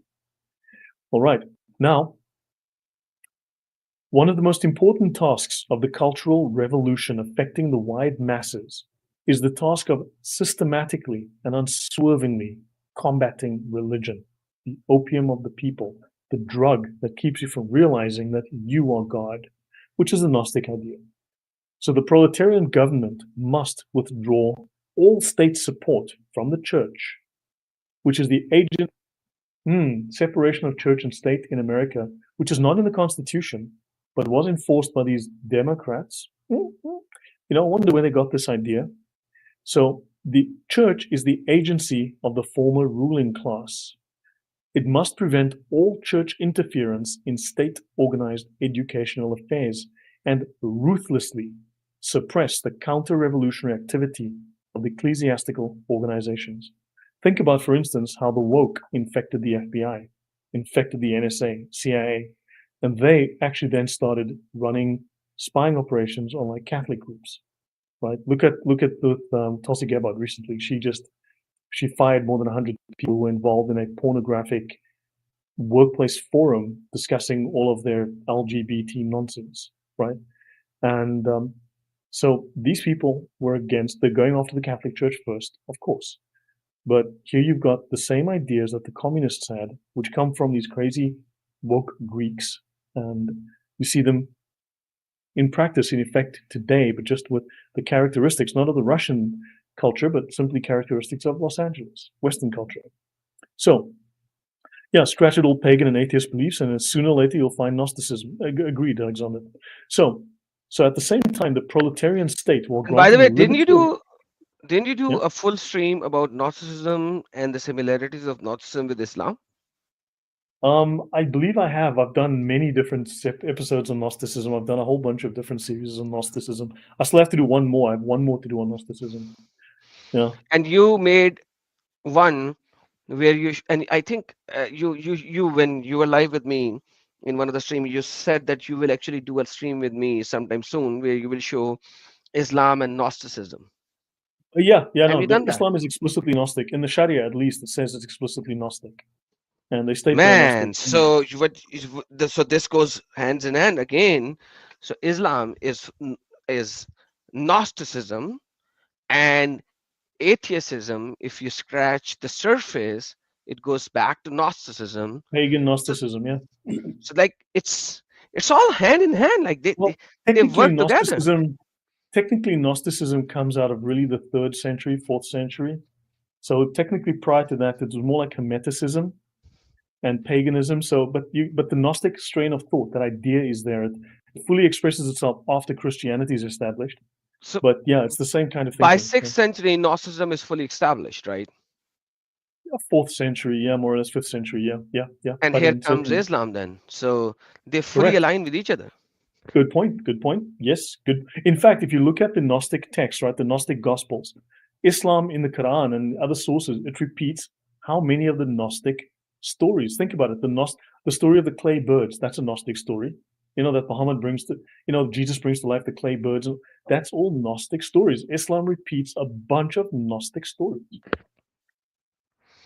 So we have Gnosticism, Gnostic stories, which are part of the Quran. And then in Sharia, if you look at it, you have shown me a couple of sentences from the Sharia manuals where it talks about Gnosticism to be prevailed through Islam. Yeah, correct. The kind of thinking prevailed, exactly. So remember, everyone, because it's subjective, everyone can do it the way they want. So they just mixed it up the way they liked. Perfect. Like Mashallah. all of these people are making up their own religions. You can see there's similarities across all these religions, but you can see the similarities. I mean, they're different, but they're all the same, you know. So yeah. Perfecto. So they say here, the proletarian state must grant liberty of worship and abolish the privileged position of the dominant religion. So you must give, you have to, once they pay the jizya, you can let them have freedom of religion, because Christians under Islam will have freedom of religion. You have freedom of religion, you see. They must abolish the privileged position of the formerly dominant religion. But then he contradicts himself and says, and you must carry on anti-religious propaganda with all of the government means at your command. And you must reconstruct the whole of the educational work on the basis of scientific materialism, which is a phrase that atheists use today. So in other words, look, no, we were going to give the Christians all the right to practice religion, except we're going to turn the government against them. We're going to carry out anti-religious propaganda. We're going to change the schools. We're going to enforce scientific materialism on their children, but they've got freedom of religion, even though we're going to be putting them in lockup and they'll disappear and never be seen again, but they've got freedom of religion for sure. True story. Mashallah. Yeah. So Richard Dawkins launches into a full-on appeal for atheists to make public their beliefs, and you must aggressively fight the incursion of religion into politics and education, because he's listening to Lenin here, you see. You must carry on anti-religious propaganda with all government means at your command and reconstruct the whole of the educational work on the basis of communist materialism. Just like Dawkins says, aggressively fight the incursion of religion. You see, and others wondered whether his strident approach could do more harm, but it looks like Dawkins has been reading Vladimir Lenin. You see the parallel here? Absolutely. So Dawkins says in his TED Talk, there's no room for a God in the world as he sees it, and he believes atheists should be forceful in opposing religion. Forceful, Because just like Islam, forceful. you So must be like harsh against the unbeliever, right? yeah, this Yeah. this is like perfectly aligned. I don't know what, like, so when David Wood said that Islam is aligning with atheism in the Britain, like all of the things that you're telling me about atheism are perfectly aligning, like left, right, The and center. same ideas. It's the same totalitarian ideas. It's the same thinking, the same ideas, the same methods. The Sharia just formalized it at all. But you see, Richard Dawkins, now you could ask yourself, is Richard Dawkins a rabid communist or just a normal atheist? You see, is he a peaceful atheist or is he a extremist? Is he a atheist? Is he an atheist or just a normal peaceful atheist? By the way, extremist is not a bad word. We have made it a bad word in the last 20 years or 25 years. Being extreme is not bad. For example, if somebody is extreme generous, nobody will call him to be a bad person. Like, Yeah, it's the ideology in which you go extreme makes you bad. So if the ideology has inherently bad stuff in it, being extreme in that ideology makes you a bad person. But if the yeah. No, I ideology mean, imagine inherently is you. good, being extreme will not make you bad. Yeah, I mean, Jains are radically peaceful, and that's fine with me. You know, they want to be chilled and relaxed. That's cool. I'm good with that kind of extremism. Yeah, like a very good example of Jains. Like, if you talk about Jains, then yeah, the more you do go extremist in Jain, you'll be better. You'll be a good person. Yeah. As an So yeah, no, for sure. So you can see you've got this fight the disbelievers, right? mm-hmm. You can see, I mean, atheism in Islam, so Richard Dawkins is promoting, whether or not you know it, or maybe he's too stupid to know himself, but he's promoting exactly the same kind of thing that led to genocides under the Soviets. Richard Dawkins is a fucking idiot. So now let's have a look at abortion and infanticide and Planned Parenthood. So large families, right? This is from a book written by a certain woman. We'll have a look at her in a moment. And for the sake of those who find difficulty in adjusting old-fashioned ideas to the facts. Now, I guess you kind of figure out that this woman's an atheist and she's a socialist. And she says the most merciful thing that a large family does to one of its infant members is to kill it. Now, notice she's Huh? not talking about What? abortion here. Yeah, just read it again, Adam. Just read it. Tell me if I read it wrong. Uh, the most merciful thing that the large family does to one of its infant member is to kill it? Like, Yes. really? Yes. No. So the pro-choice and pro-choice and what is the other? I forgot. By the way, I'm pro-choice. You know that, right, Lloyd? No idea. I have no idea. So, I'm absolutely pro-choice. So, but like I give choice to the child whether he wants to live or not. But right. the pro-choice movement is giving the choice to the female. But like I'm pro-choice in a way that I'm saying give the right to the child whether he wants to live or not. So ask the child if he wants to live or not. So the question is like this pro-choice movement is coming from this atheism, Yep. Yep. And yep. So but let's not have a my look. pro-choice. My pro-choice is different. Okay, my pro-choice is I'm pro-choice. I am pro-choice absolutely 120%. And No. I want to give the choice to the child to whether he wants to live or not. So until the child says no, no, no, mother, you can't abort. But this abortion and pro-choice movement and all that kind of stuff is This coming is not from this abortion. atheism. This is post-birth abortion. Infant means a baby up to an age of a year old, typically. No kidding. That's even more disturbing. That's even more disturbing. Yeah. But Remember, like she once said again, like infant. killing a fetus. By the way, if anybody who does not know what fetus is, go. It's a Latin word. It means little baby. Fetus means little baby, and they're like, "Hey, it's just a fetus." Okay, do you know what fetus means? It's a Latin word. It means little baby. So this whole movement of pro-choice, when they use the words fetus or stuff like that, that is literally disturbing because just study. Fetus means infant, baby, all right. Yeah. And by the way, that's infant, not fetus. So Mm. the second thing is that if you look into it, if a woman is carrying a baby and somehow you are sitting in a car and ram her, you will be a double homicide. It will be called a double homicide. If you Yeah. kill a woman, it will be called a double homicide. Now, the problem is when the baby is in the mother's womb and somehow that mother is killed in an accident or being killed by some crackhead who shoots at her or put a knife at her on her, it is called double homicide. But once the mother wants to kill the fetus, so called, which is It's all actually good. infant baby, that is not murder. That is just so stupid. So mother Yeah. can kill a child and it's not called, baby, but if somebody else does that, then it's double homicide. It Yeah. is literally but this is what it is. Like this is exactly what it is saying. The most merciful thing that the large family does to one of its infant member is to kill it. That's stupidity. Wow. Crazy. Yeah. Please continue, sir. So this, of course, is the compassion of these woke atheists, right? The compassion of the communists, the socialists. It means to be a good person to be a communist. You'll hear that. I've heard that. So anyway, this is Margaret Sanger. She founded the American Birth Control League in 1921. She was a nurse. She opened the first birth control clinic in Brooklyn in 1916. And she's a feminist icon and a pioneer in killing babies legally in the name of science, i.e., eugenics.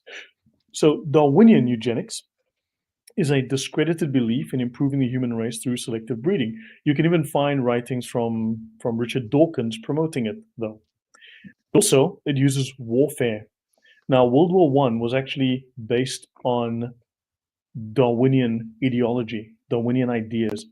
So that the Germans had taken the ideas from Darwin and said, okay, we want to purify the human race. Let's kill everybody. Let's just kill all those that are. No, quite literally, that's what happened. That's actually what No. happened. Really? Yes, man, you got to read Really? Darwin. You have to read Darwin. The guy was fucking crazy. So you No, that's not possible. Really? Is that? Darwin was a nut job. You got to read Darwin. He was probably a psychopath. The man was a nut job. Honestly, you got to read Darwin. So I did the whole Darwin series. You'd be amazed how sick atheism is, how sick Darwin was, and the people who followed him. These were murderous, So to genocidal maniacs. cleanse the humanity, just kill everyone Pretty and much that just was the bring in idea. selective breeding? What Pretty is the much. selective breeding? Yeah, look, let's get into that another time. I mean, let's get into that another time. So, Okay, but when you I'm reject, sorry, but like this is interesting. I've never heard of oh, that, by the way. but But anyway, so you you're gotta gonna use you gotta warfare. Yeah. you gotta come back again and tell me about this Darwinism and his theories because this is crazy. Yeah, that story is insane. Darwin is it's insane when you find out. Anyway, so you've got also warfare targeted at poor people, the disabled, anyone you dislike, and non-Aryans in one egregious examples. Okay, so non-Aryans is shall we say Nordic white people, right? From 1952 to 59, she was president of the International Planned Parenthood. It's actually Planned Murder Federation. It's not being a parent. It's actually I don't know why they call it Planned Parenthood. They're so good at these euphemisms. This non-parenthood association, right? Known for planning to kill babies for the reasons Sanger gives above. Her father was a free-thinking atheist. You see the Free Thinkers magazine, right? Free thinker means atheist. She joined the New York Socialist Party, right? And Marx, Lenin, Stalin, and Mao were also socialists. She kept great company. She published 8 issues of the feminist magazine, The Woman Rebel, with the motto, no gods and no masters, because no God's going to tell me what to do. She had articles on sex education, abortion, and the injustices that capitalism inflicted upon women. So, Dawkins Wow. and Singer, murder is okay. Sanger, should be Sanger. Richard Dawkins, prominent atheist, evolutionary biologist, he's a vocal critic of Christianity. And of course, he's used Darwinian science to argue against Christian ethics. And he says that morality is a result of natural selection and that religious moral codes are not necessary. Singer, Peter Singer, philosopher, bioethicist, also used Darwinian ideas to challenge Christian ethics. And he thinks voluntary euthanasia is morally justified. In other words, if you want to kill yourself, the MAID laws in Canada, I want to kill myself, I'm feeling depressed, or I'm getting old, let me kill myself, or I'm disabled, I should die. So disabled non-persons may be killed. Now, the reason I had this here with Luther was that the Nazis justified, because the Nazis murdered well over 100,000, maybe a 250,000 disabled people, mentally disabled, physically disabled people with health conditions. The Nazis murdered roughly, we don't know exactly, 160,000, 250,000 of these. And they justified it because Martin Luther, in his writings, explicitly stated that people who are mentally ill don't have a soul, they're just sacks of meat, and you can kill them.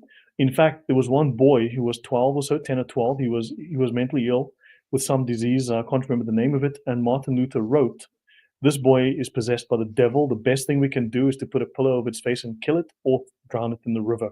That was his recommendation. So But religiously, to a certain extent, euthanasia is like we have gone too far euthanasia, yeah, out. euthanasia, yeah. We have gone too far out in euthanasia.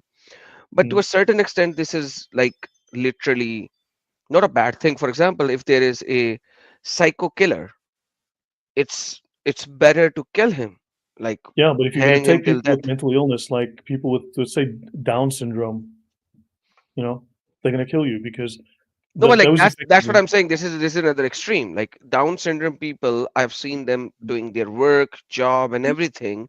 Down syndrome people are not bad, but there are certain areas where. So what like I don't know. Sometimes, for example, like look at it.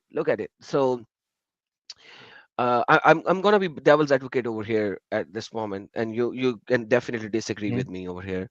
In the Second World War, and I've seen a lot of movies, and the people that uh, you know, the older people that I spoke with, when the bomb blasted or they put their leg on a mine, they know that they are going to die miserably, so they'll take extra morphine to just die slowly. mhm. My means painlessly, die painlessly rather than dying.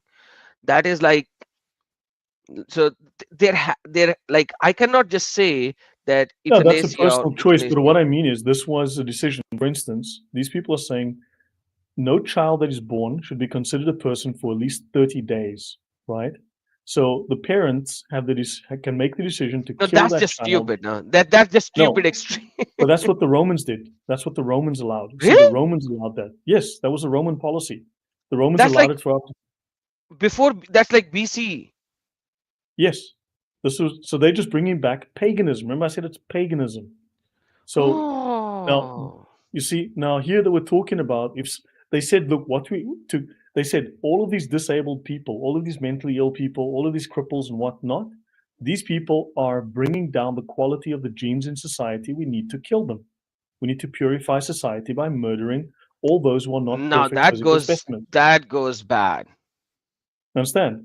And this now, as I said, this just to finish on that point, this was something that Martin Luther had written was what should be done because he considered these people not human. So the Nazis justified it on the basis of those writings. Okay, let's move on. So in Roman Sorry about society, the that. Sorry common, about the statements. But like this now, the next point clears it. So sorry. yeah. So the Romans said that basically you could kill the baby up to the age of 2 years with no legal consequences. So they were abandoned on the street. They would literally throw babies in the garbage. They would, the babies would be killed by dogs, eaten by dogs. The babies would die of the cold. And the whole idea of so this abandoning unwanted infants was called exposure because the baby would die from exposure to the elements.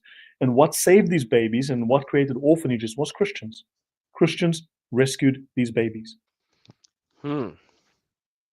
Christians rescued these babies. So now, the most dangerous man in the world, the philosopher who eats no meat or dairy, you need to be vegan.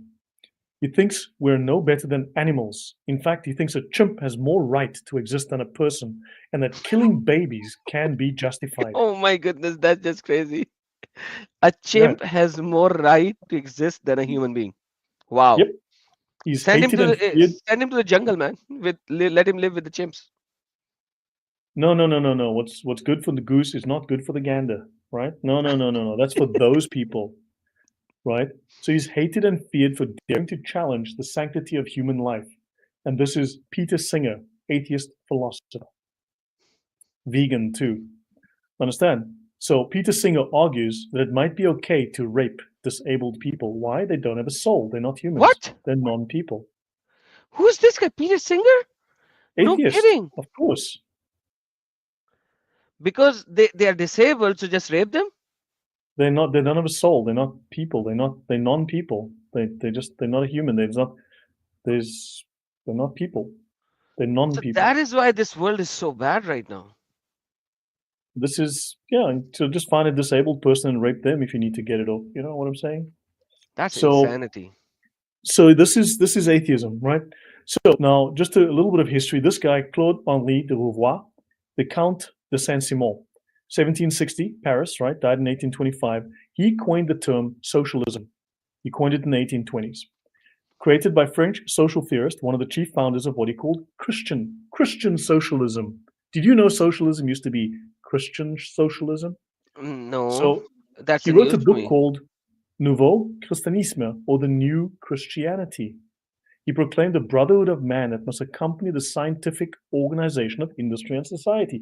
I believe atheists are looking for a scientific organization of industry and society, and we must all live in a brotherhood of man. We must all get along in a multicultural society with the new Christianity called Christian socialism. So he was a nobleman, he becomes a revolutionary, and he wants to abolish private property. Where did he get that idea? Marx. Karl Marx. See?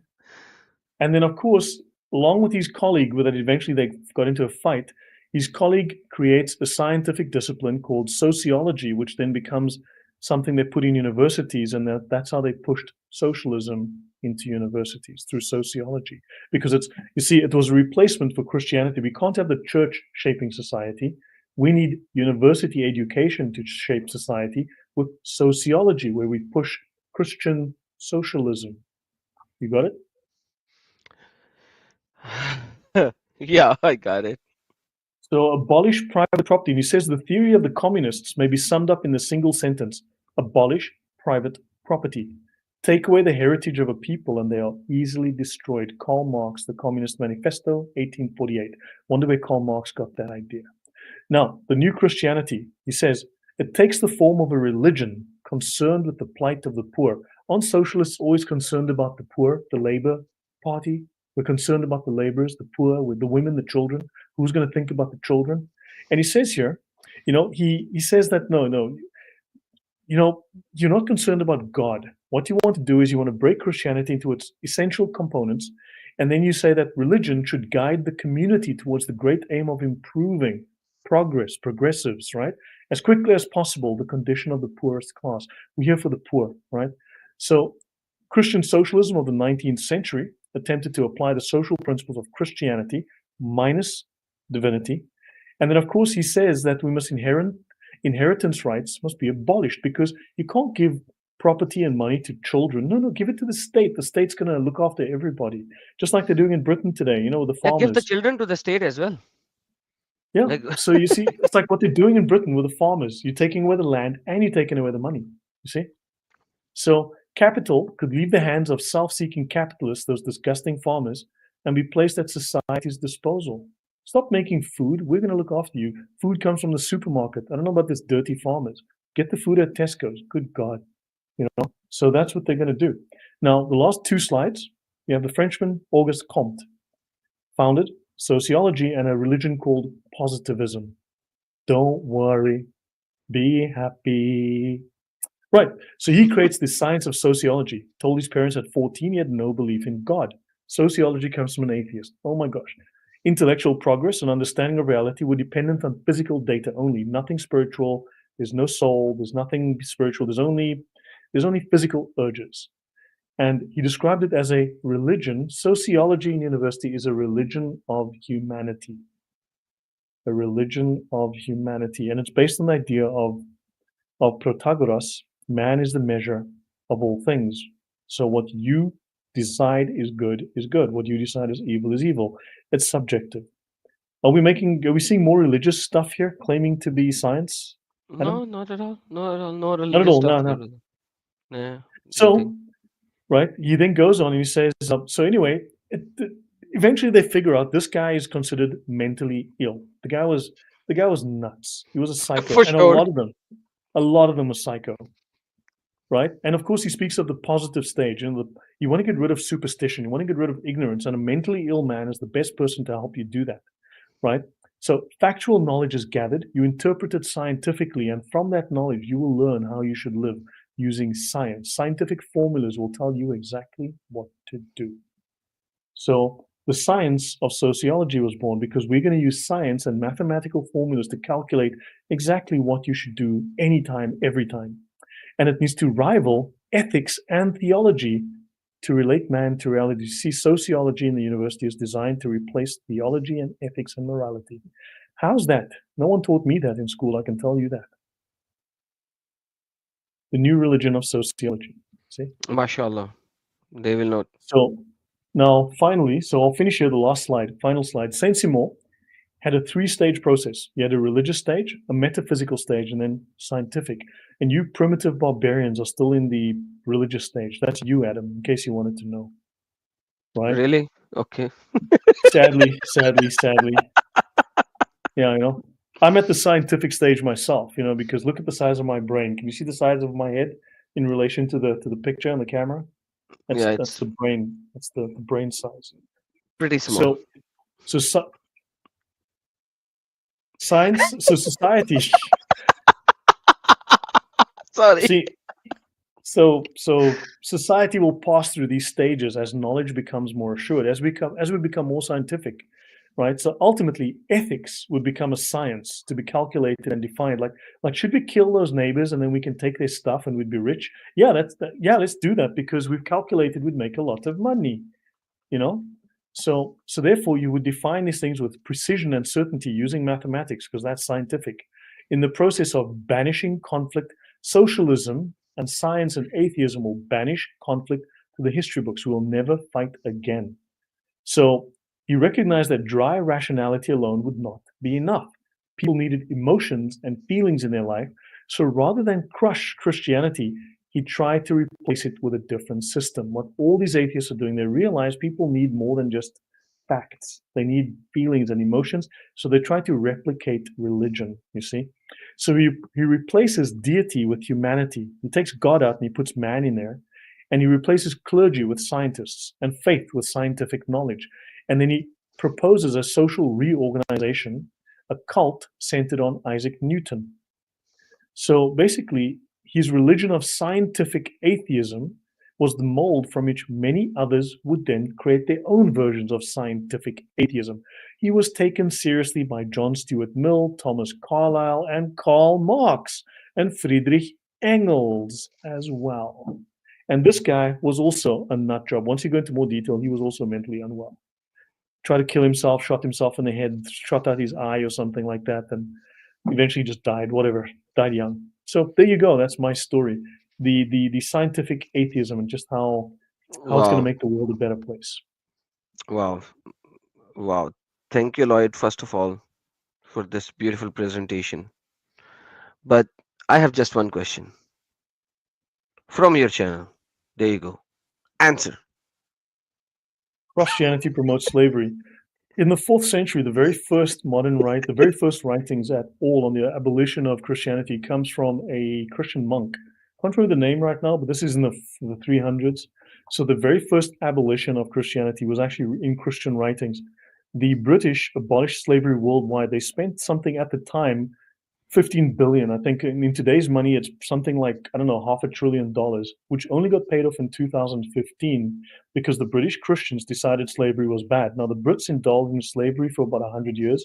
American slavery lasted 82 years, right? Whereas if you look at Islamic slavery, Muhammad was a slave trader. Muhammad's wife was a slave trader. They owned slaves, they sold slaves, they used slaves. Muhammad and his companions had sex slaves.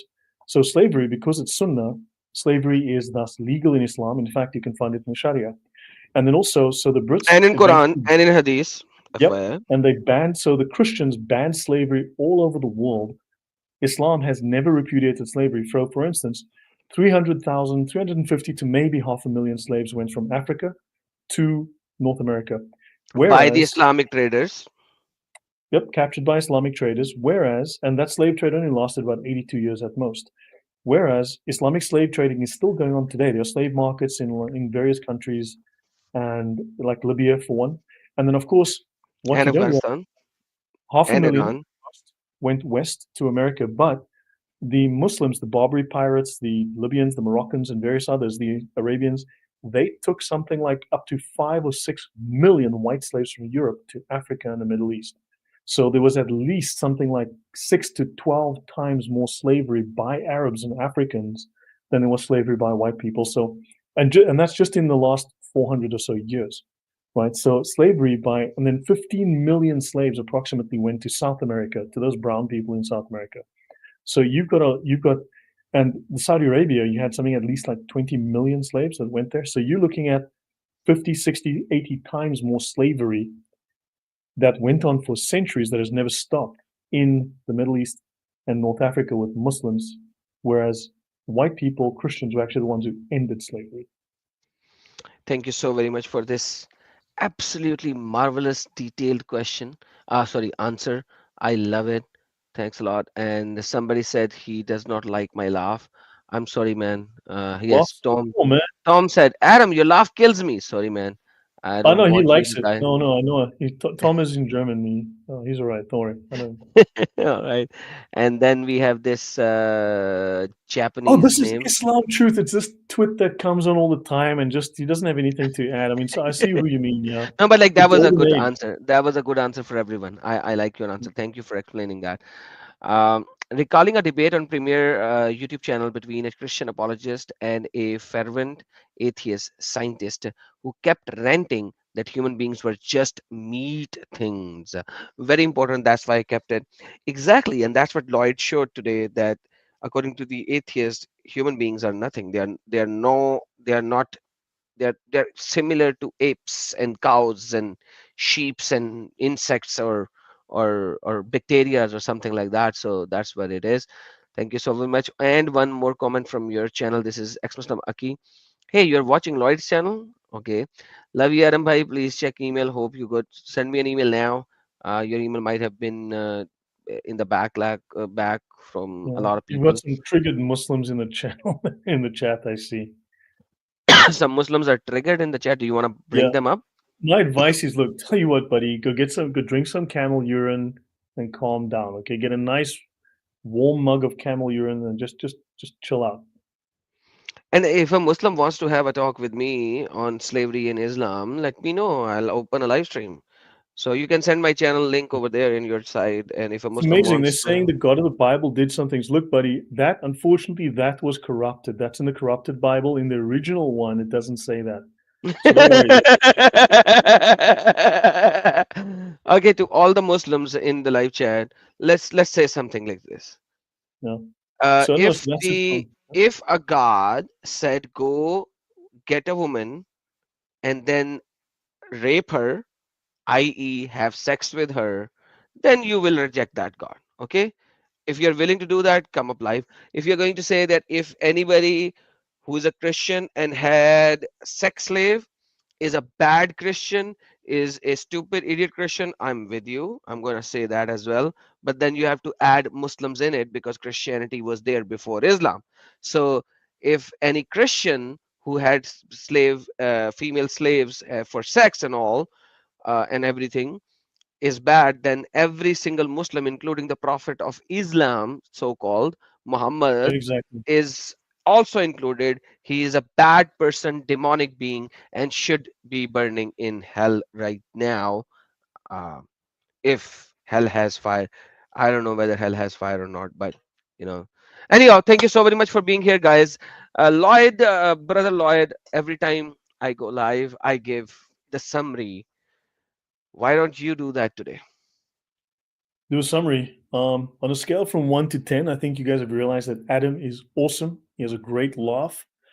And Muslims have nothing to say. They're always trying to change the topic. They cannot defend Islam. They need to attack the Bible. It's always like that. And they always need to. But no, so look, atheism is an incoherent philosophy. It is paganism. It is based on ideas that are 2, 3,000 years old that are literally irrational. I mean, I've given you some idea. As you can see, these major atheists, these people who are like the priests of atheism, they are communists. They are revolutionary. They want to undermine society. They are anti-Christian. It is not a neutral philosophy. These people are genocidal when given political power. They've always been warlike. They want to cleanse the earth. They've got their own religious ideas, their religion. They've got various ideas that are irrational and violent, and they align with Islam because the two go hand in hand. They're both revolutionary ideological ideas like socialism. So don't believe what atheists tell you. Make them confront the history. Go to the history of atheism, and yeah, just show them what it is. And atheism, they cannot make any claim that Christianity is violent and so on because Jesus was not violent. Christians can do violent things, but that is not the example of Jesus. But atheists have always been lethal. Atheists have been totalitarian, and that's why they and Islam go well together. I'll leave it at that. I mean, I think we have nothing to fear from Thank you so stupid very much. atheists. Very, very nice summary, brother.